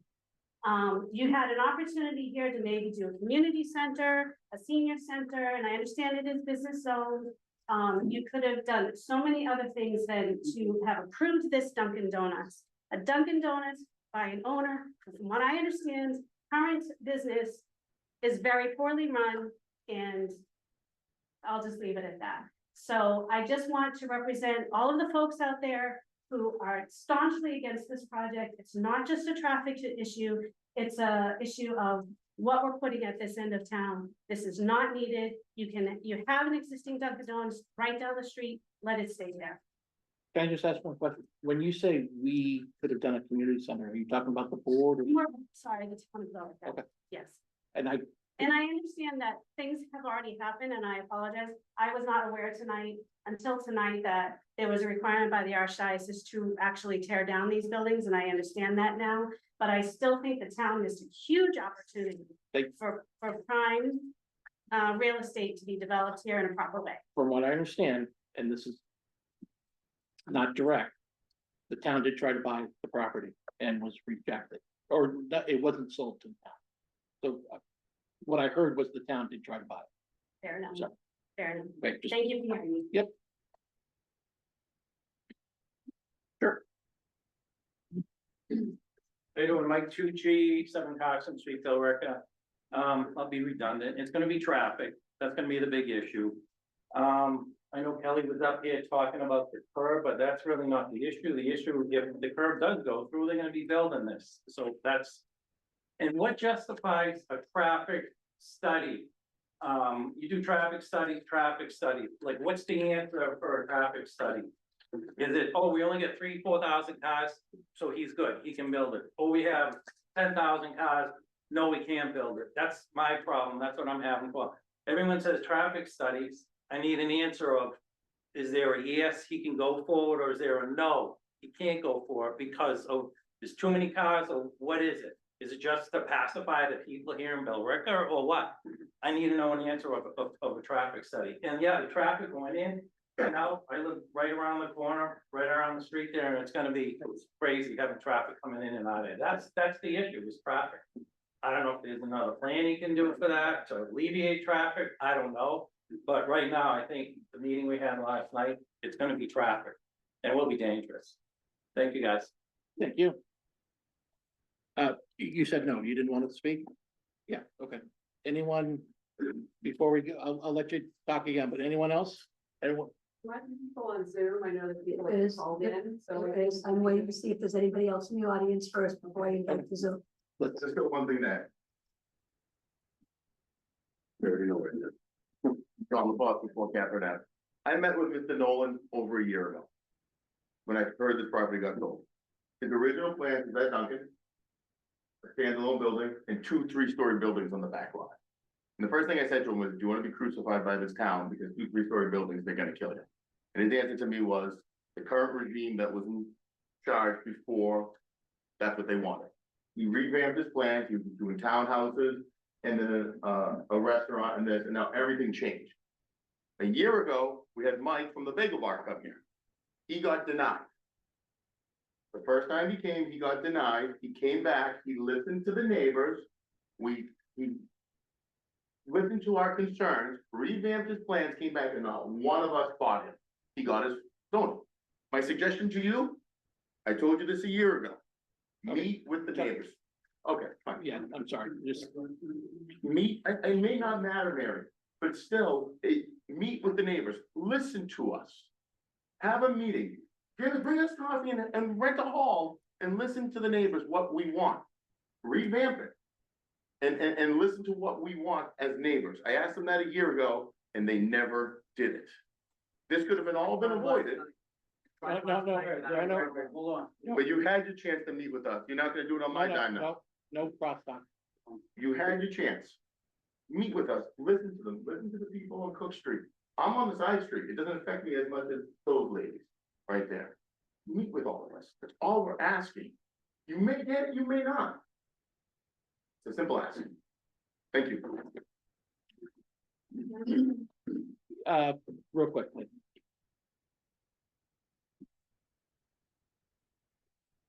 I just want, I know we have to thank you. We just can't have people going back and forth. It's not that we don't want a business there and, you know, it's nice to have something there because St. Mary's is gone. It's all boarded up. Why does it have to be a drive-through? Why can't it just be a regular Dunkin' Donuts? Why does it have to be a drive-through? And is the state going to allow that? For safety purposes, does that get approved by the state on how the traffic flows? No, they don't have to be approved by the state? The curb cut, but But that would be a concern, I would think, right, a safety issue on the way that they want the entrance of the exits. But I'm just saying, why does it have to be a drive-through? Why can't it just be a Dunkin' Donuts freestanding and just people come in? It would alleviate a lot of the concerns of the neighborhood and traffic and schools and it just snowballs. So that was just. I'm not gonna speak for them, but I would think that without a drive-through, nothing, any restaurant would be dead without. Well, a if it was a drive-through. different restaurant, it could be, right? A regular sit-down restaurant, like a 99 or I don't think it's. whatever. Any restaurant. You don't need a drive-through for every restaurant, right? Okay. Okay, anyone on Zoom, please? Chop chop.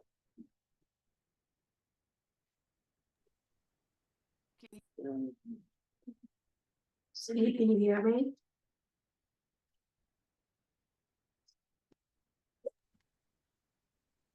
Can you hear me? Can you hear me? I heard something. I should turn you.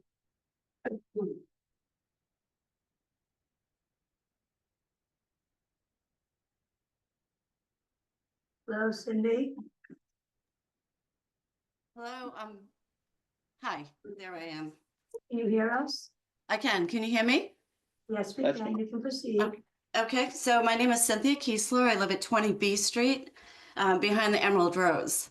Third generation on this property. Seen a lot of building, a lot of construction. I heard a lot of concerns about the traffic on Cook Street, which are valid, especially with the Shawshene Tech.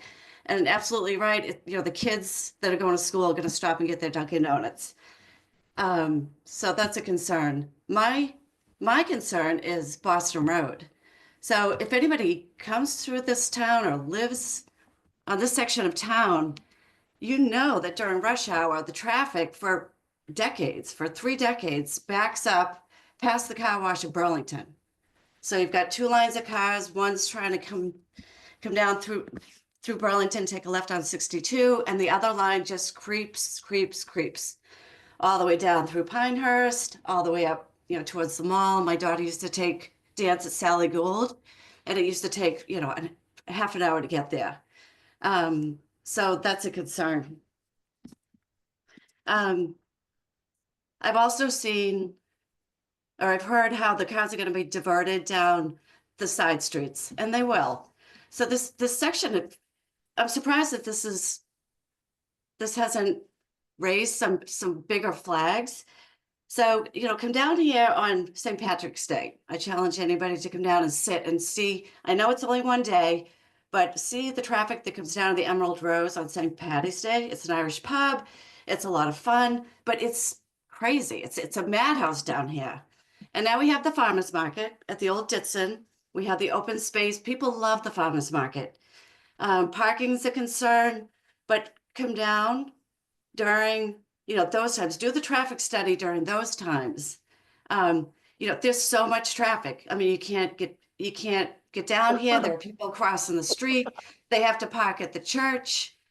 We've got a lot of kids down here. We've got a lot of kids on bikes. I've got a 10-year-old granddaughter, 6-year-old grandson. It's a concern. Safety is going to be a concern, and traffic is stopped as it is.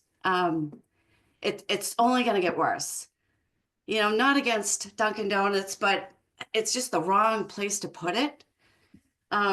Because you go anywhere where there's a Dunkin' Donuts, and it blows my mind how people will just 10 cars deep out on the main roads just to get into Dunkin' Donuts. I don't have that kind of patience. I buy Dunkin' Donuts and I brew it at home.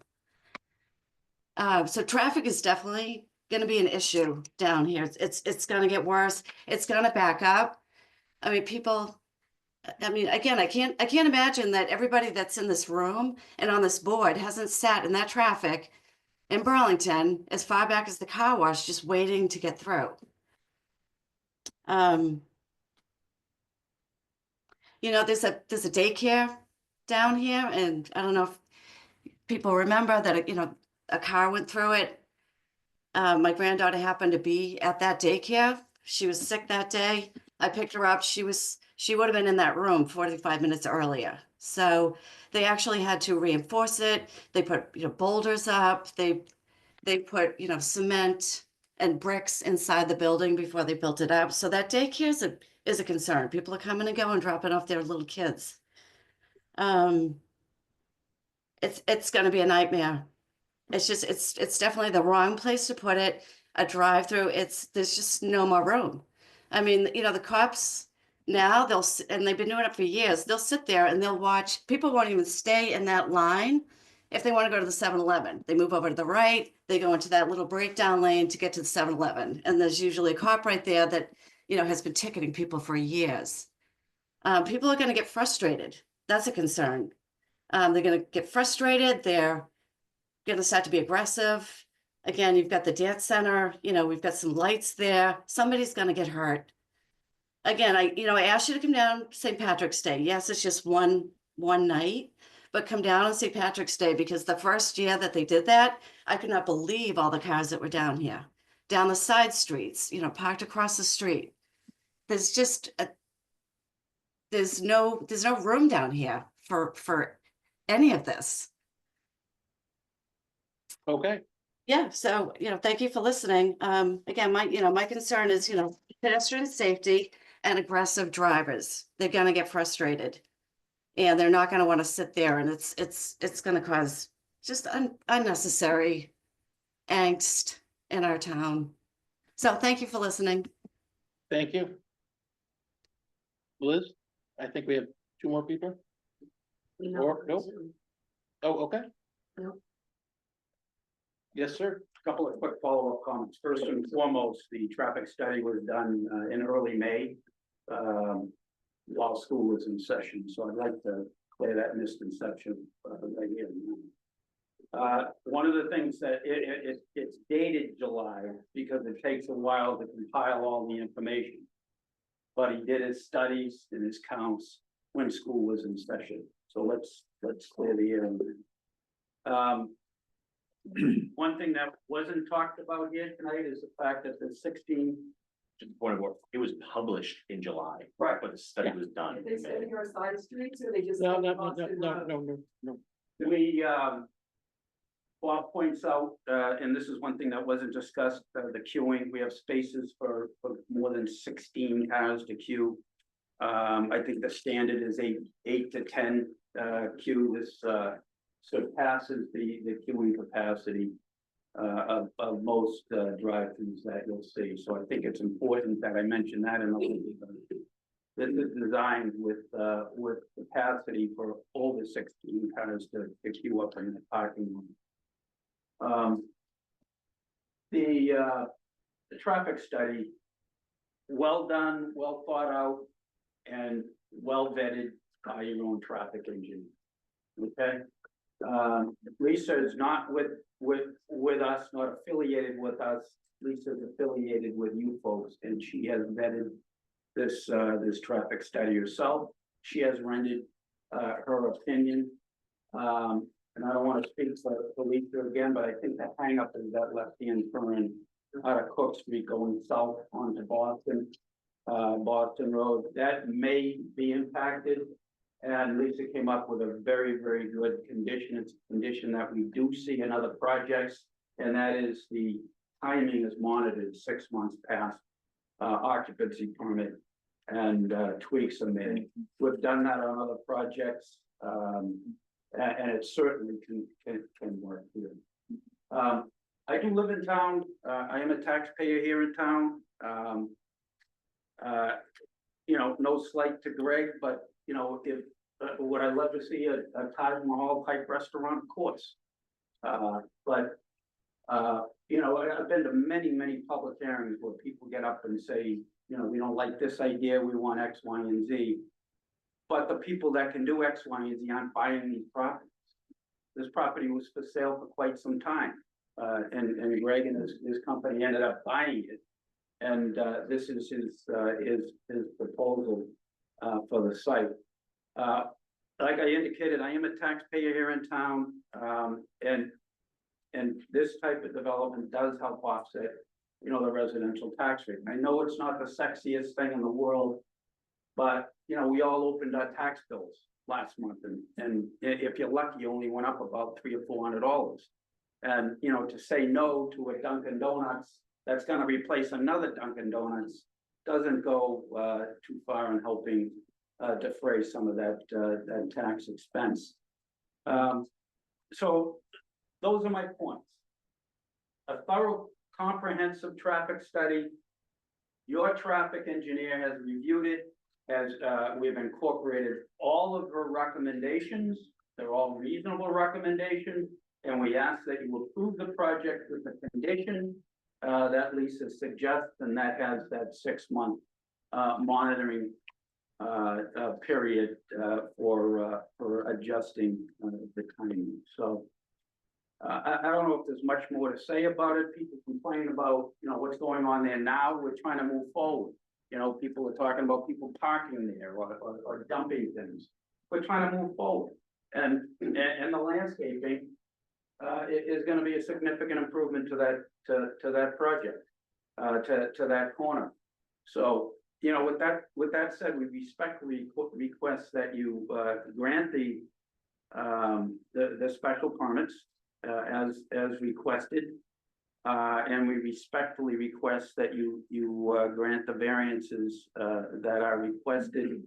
The unique circumstances, the fact that in the town's ultimate wisdom, they zoned a strip of land that's about 160 feet deep, which makes it difficult for even a very modest building to be constructed there. A building that's 1,800 square feet still needs a green strip variance. So, with that said, we respectfully request that you grant the variances that are requested as well.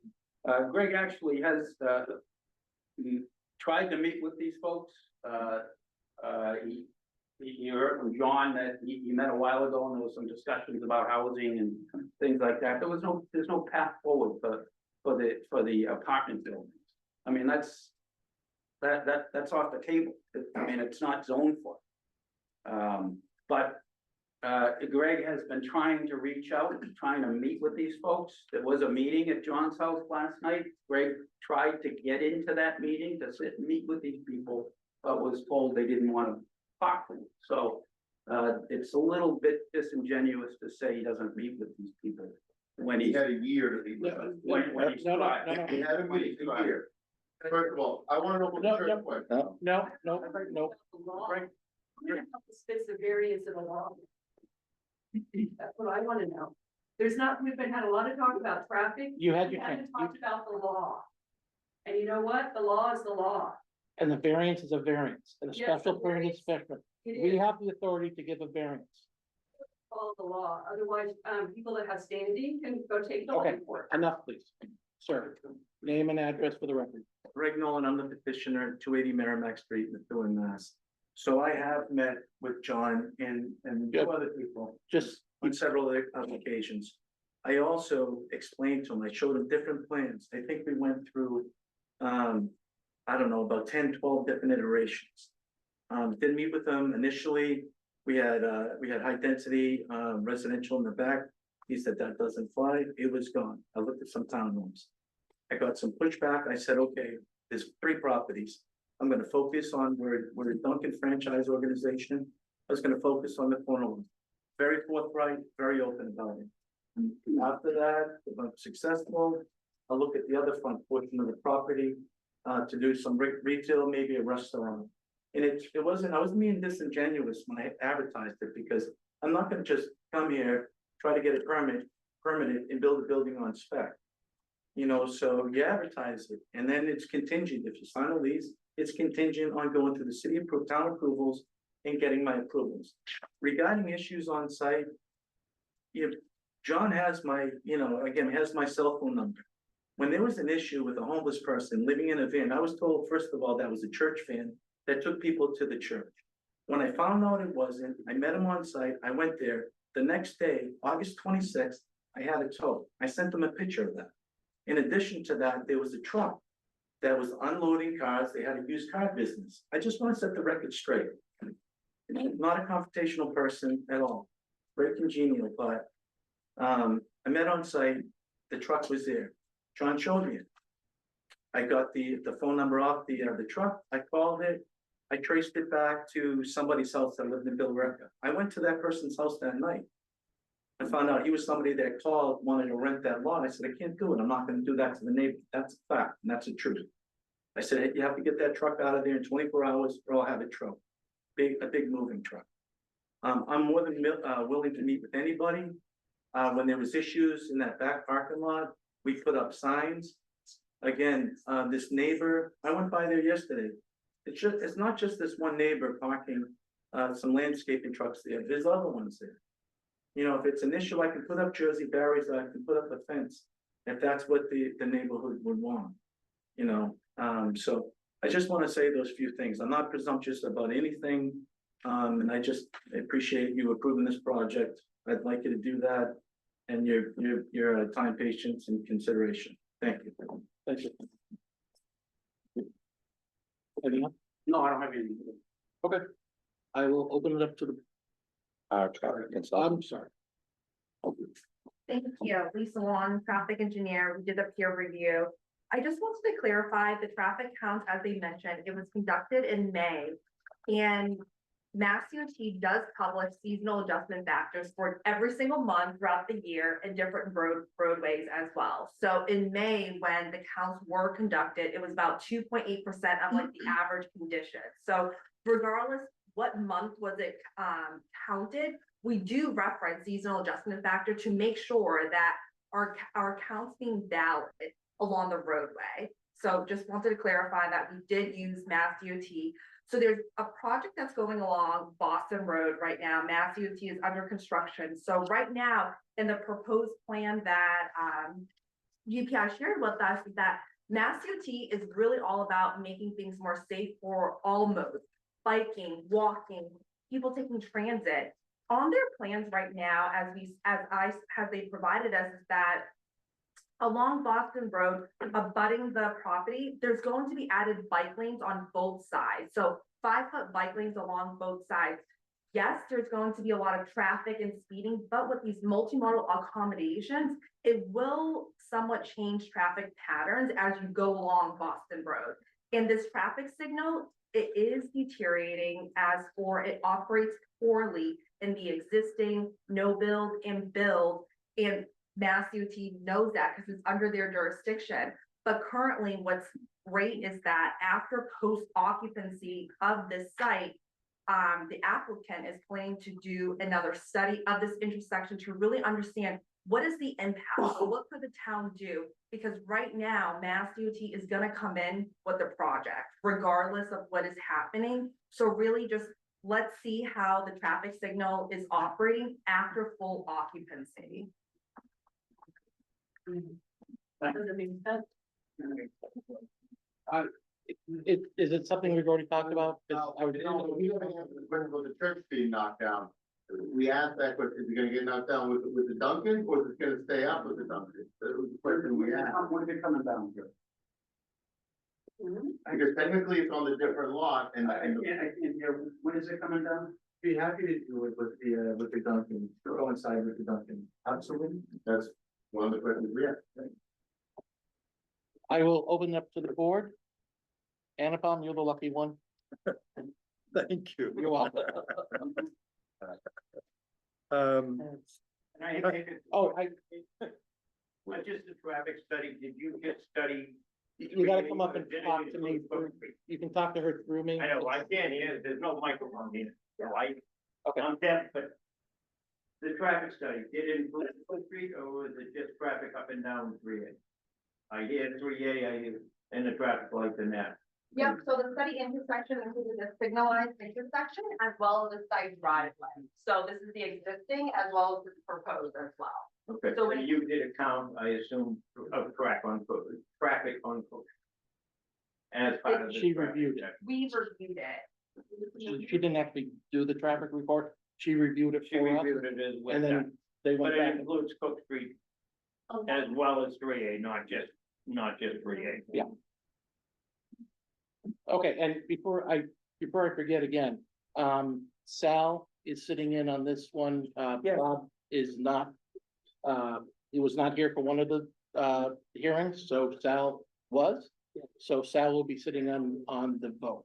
No, is that right? We have 5 members. We have 5 members, but Bob's not voting, Sal is. Okay. So we have Oh, us four I'm and not voting because I was not here. No, I got that. Proceeding. Yeah. Okay, So so we we have- have what, Dick on? Dick on. Oh, I'm wonderful, all right. Yeah. Yep, no, we wouldn't, I'll stay with Annapom, then I'll go to Sal. Go ahead.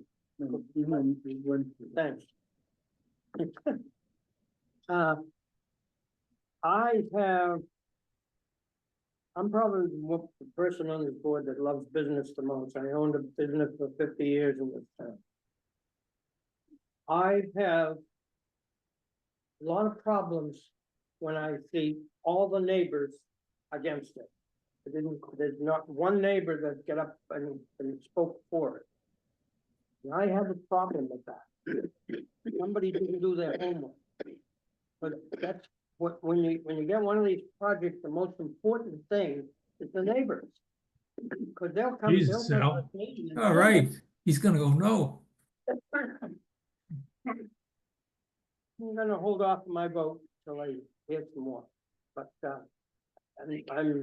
it just, I don't know, I'm having trouble with it.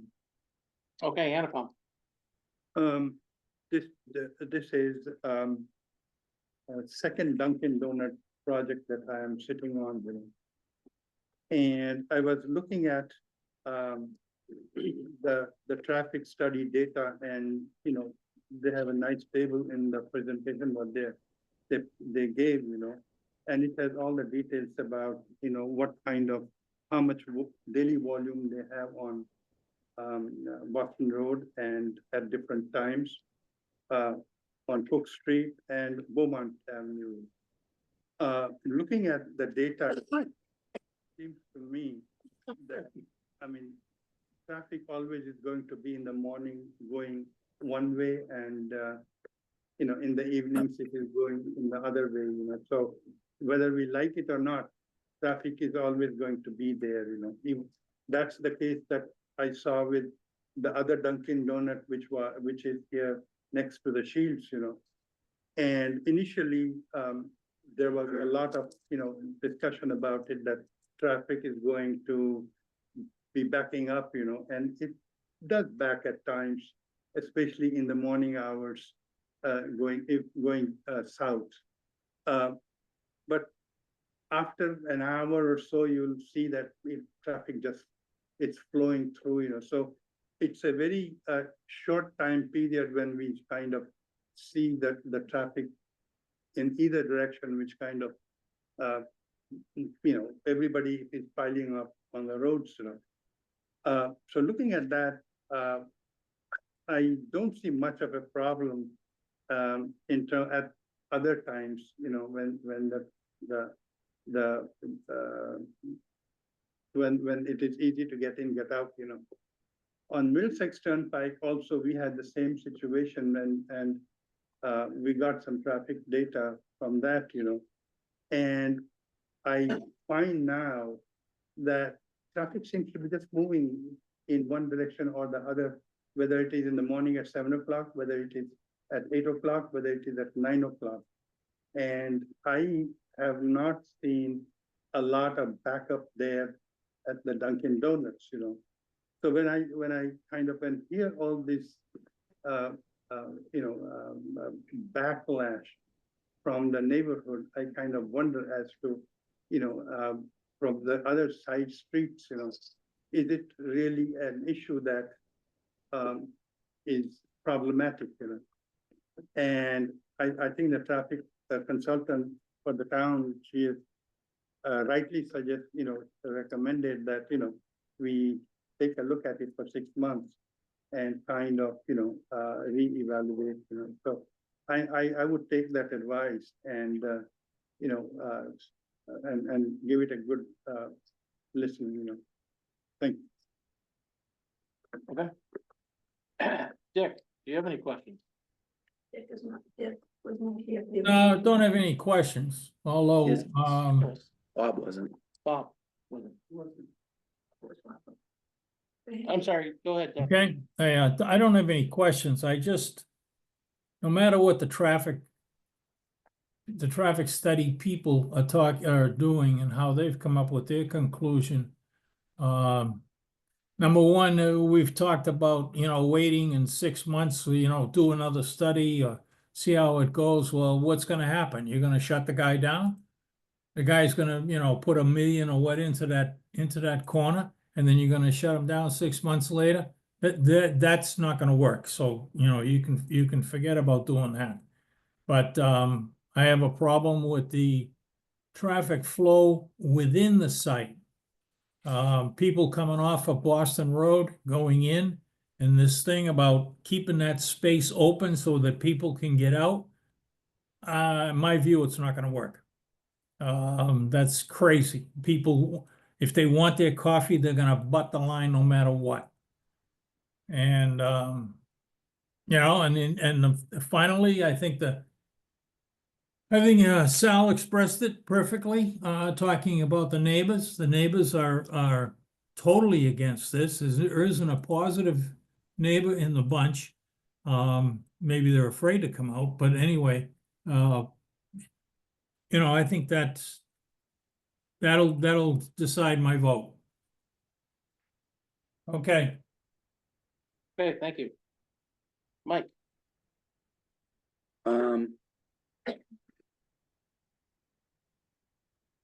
Traffic aside, my personal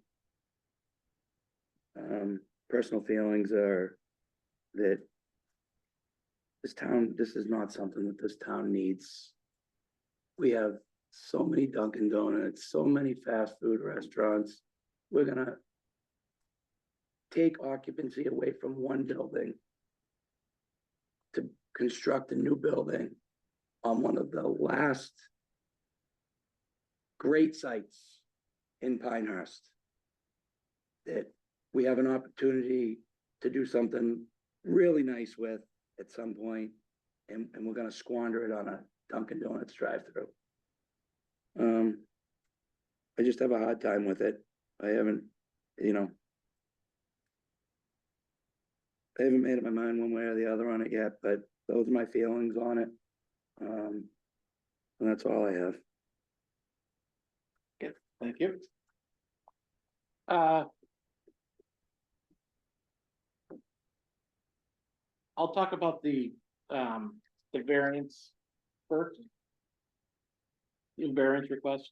I think that's basically a no-brainer. The green strip, based on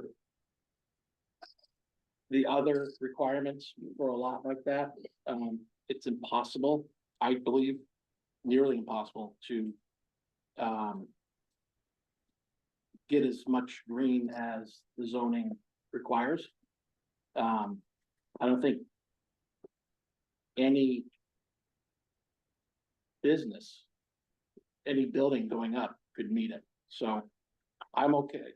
I'm personally okay with the green strip variance and the second means of egress. That said, the special permit, the second hearing special permit for the drive-through,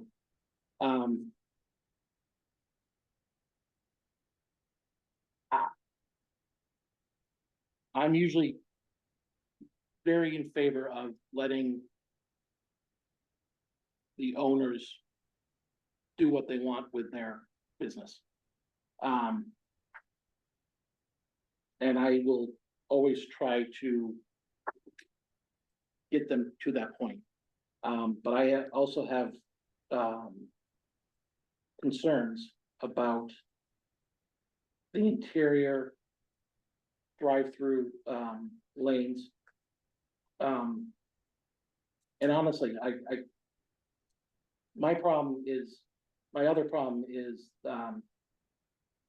I agree with the neighborhood that, the exit onto Cook, either going left or right, is gonna be a mess.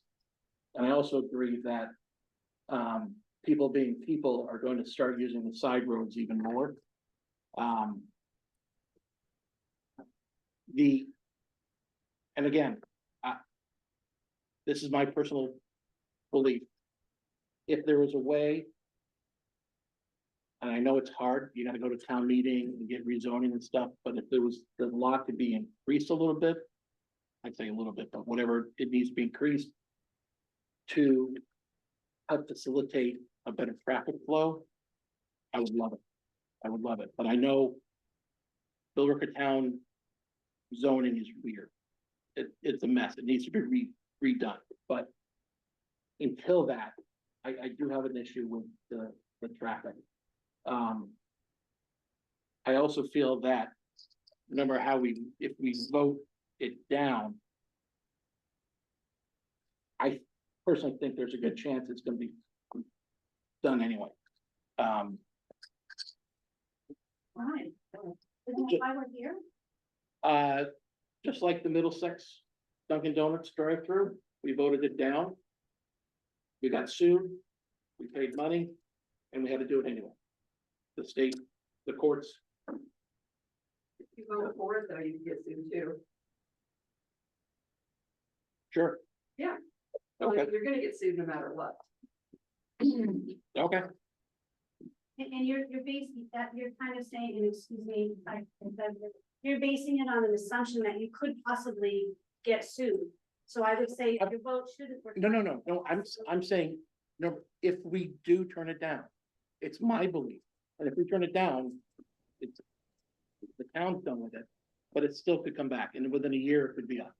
So I'm just, Maybe they come back with a better plan in a year.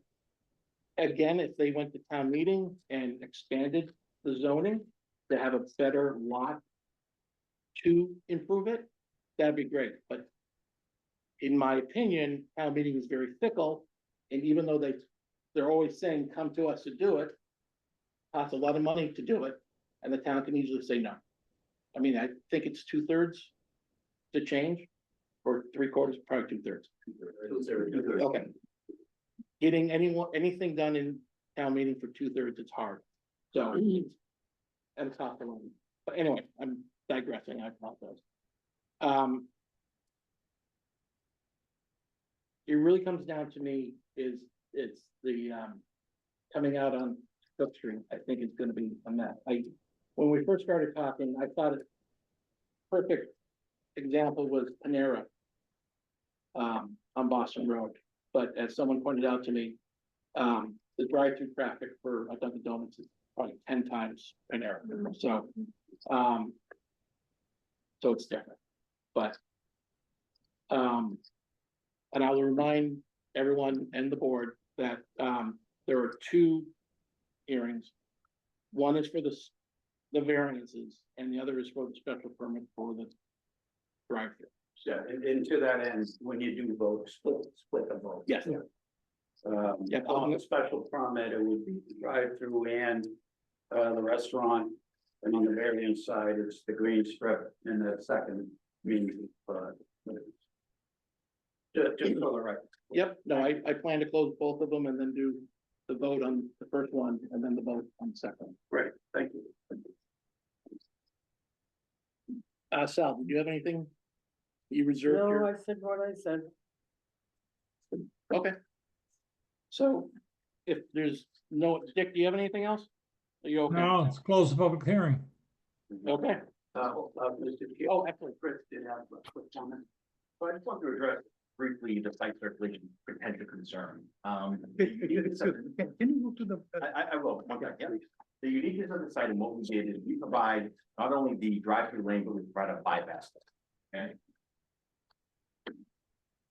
Here is the actual drive-through lane where you're sitting in the car, your menu board's here, so you're coming in through, you're sitting at the menu board, pickup windows here, you leave either on Cook Street, or if you want to, for some reason you want to come back around this way to the signal, you can go that way. What we've done is we provide a bypass.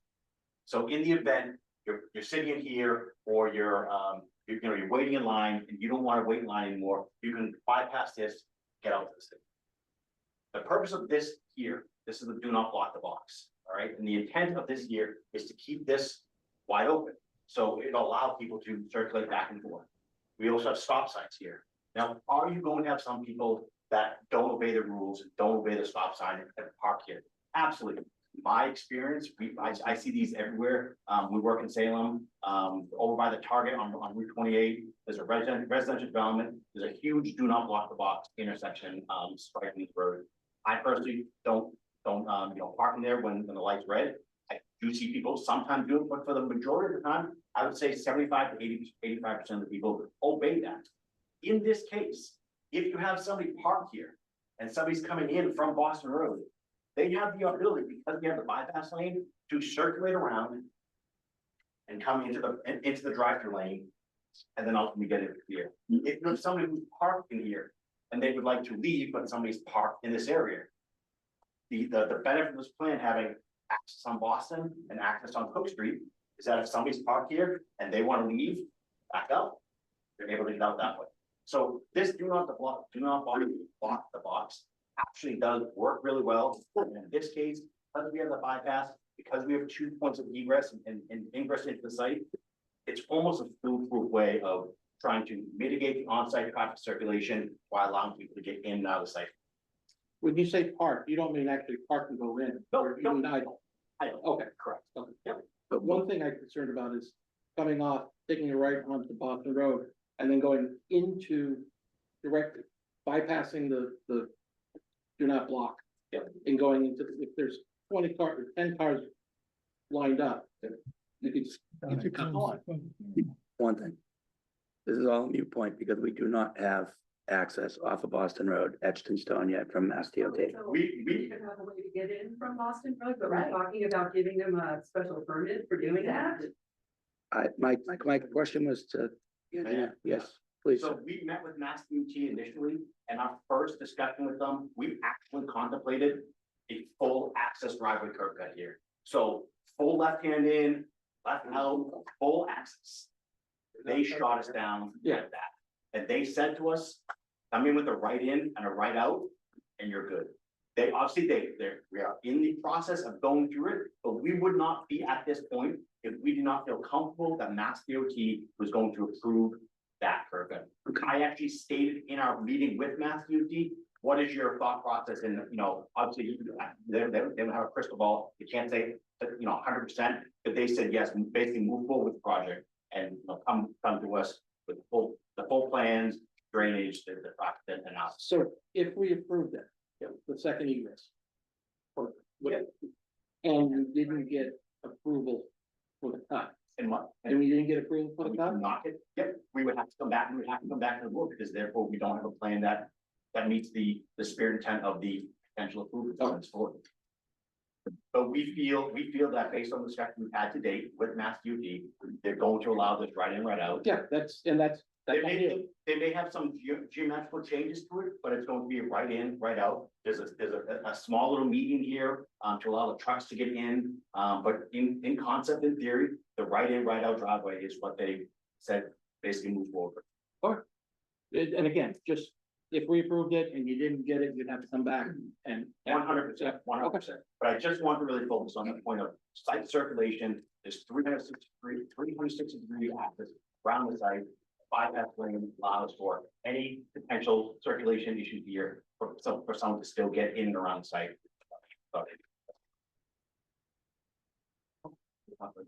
And I would say, you might not know about the Panera location. We have on Boston Road, we have a right in, right out. And I've never seen anyone abuse it, like taking a left into, so. No, we joke around when we permit with local boards and cities and stuff like that. You can't design for speed, right? You can't say that someone is not going to take if you have a one-way driveway, you can't say someone is never gonna go in that driveway. What we try to do with this plan, if we didn't have this bypass lane, right, that would potentially cause a little concern where how is the site circulation gonna work? Because of this, because of everything we've done, because of all the steps we've had with Mass DOT, because of the overall master plan that we initially came before the town with an overall master plan that had dog parks, wide sidewalks, playgrounds, rain gardens, all these site EV charging, bike racks, residential restaurants, etc. It was ultimately shot down by the neighbors, town staff at the time. Greg purchased this property. This is the site that we're coming before this board with. It meets the spirit and intent of the zoning regulations. It's going to beautify this the site without question. So just want to know that here. Thank you. With the delivery trucks. No. no, I'm sorry, you're just, we're not gonna go through it all again, so. If there's nothing else from the board, oh, one quick thing. We have a McDonald's on Boston Road, but there's no left turn onto, and no one follows that, so I understand your point about you can't design for what you said. Okay, I'm gonna call for, unless you have anything else. No, I don't have anything else. I just Okay. asked that you break it down, like I said, the special permit for the restaurant, special permit for the drive-through, and then the variance for the green Yep. strip. I'm gonna close both of them, and then we'll vote on the, variance first. So, if I could get a motion to close the public hearing on the variance. So moved. Second. On the vote to close the public hearing on the variance, Sal, Yes. Anupam, Yes. Dick, Yep. Mike, Yep, and chair is yes. Can I get a motion to close the public hearing on the special permit? So moved. Second? Second. Anupam? On the vote to close the public hearing on the special permit, Sal? Sal? Close the hearing? we're just closing another hearing. Oh, close, okay. Yeah. Yes. Anupam? Yeah. Dick, Yep. Mike, Yes, and chair is yes. Okay, if I can get a motion to grant the, variance request only.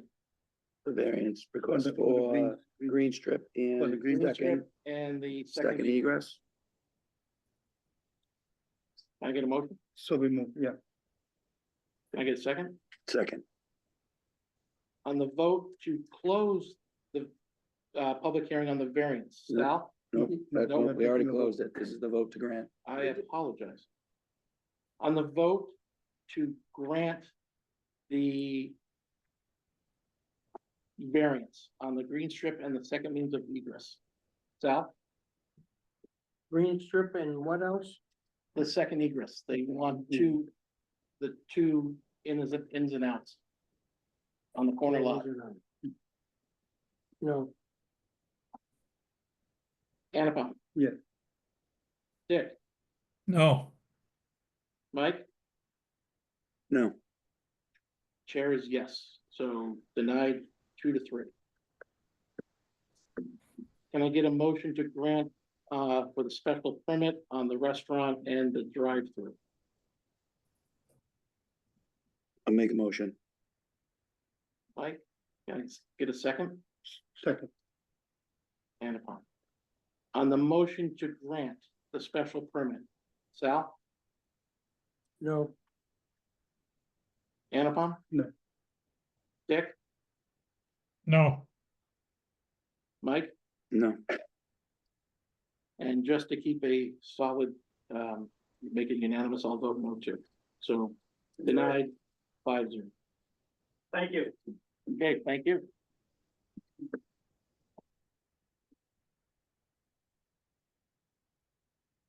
we got minutes.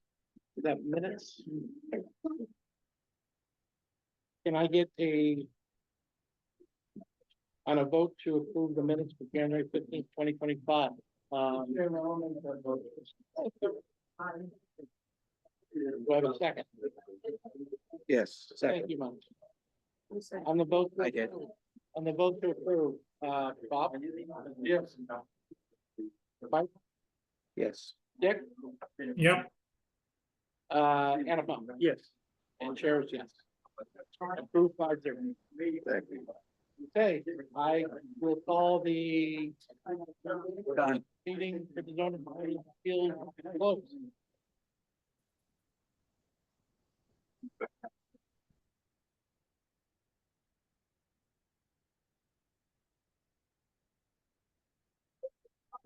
If you want to interrupt, I'll shut down.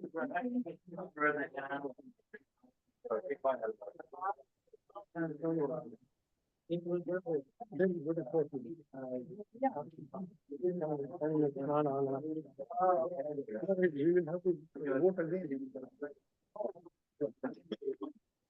they quit. Oh, then good. And we didn't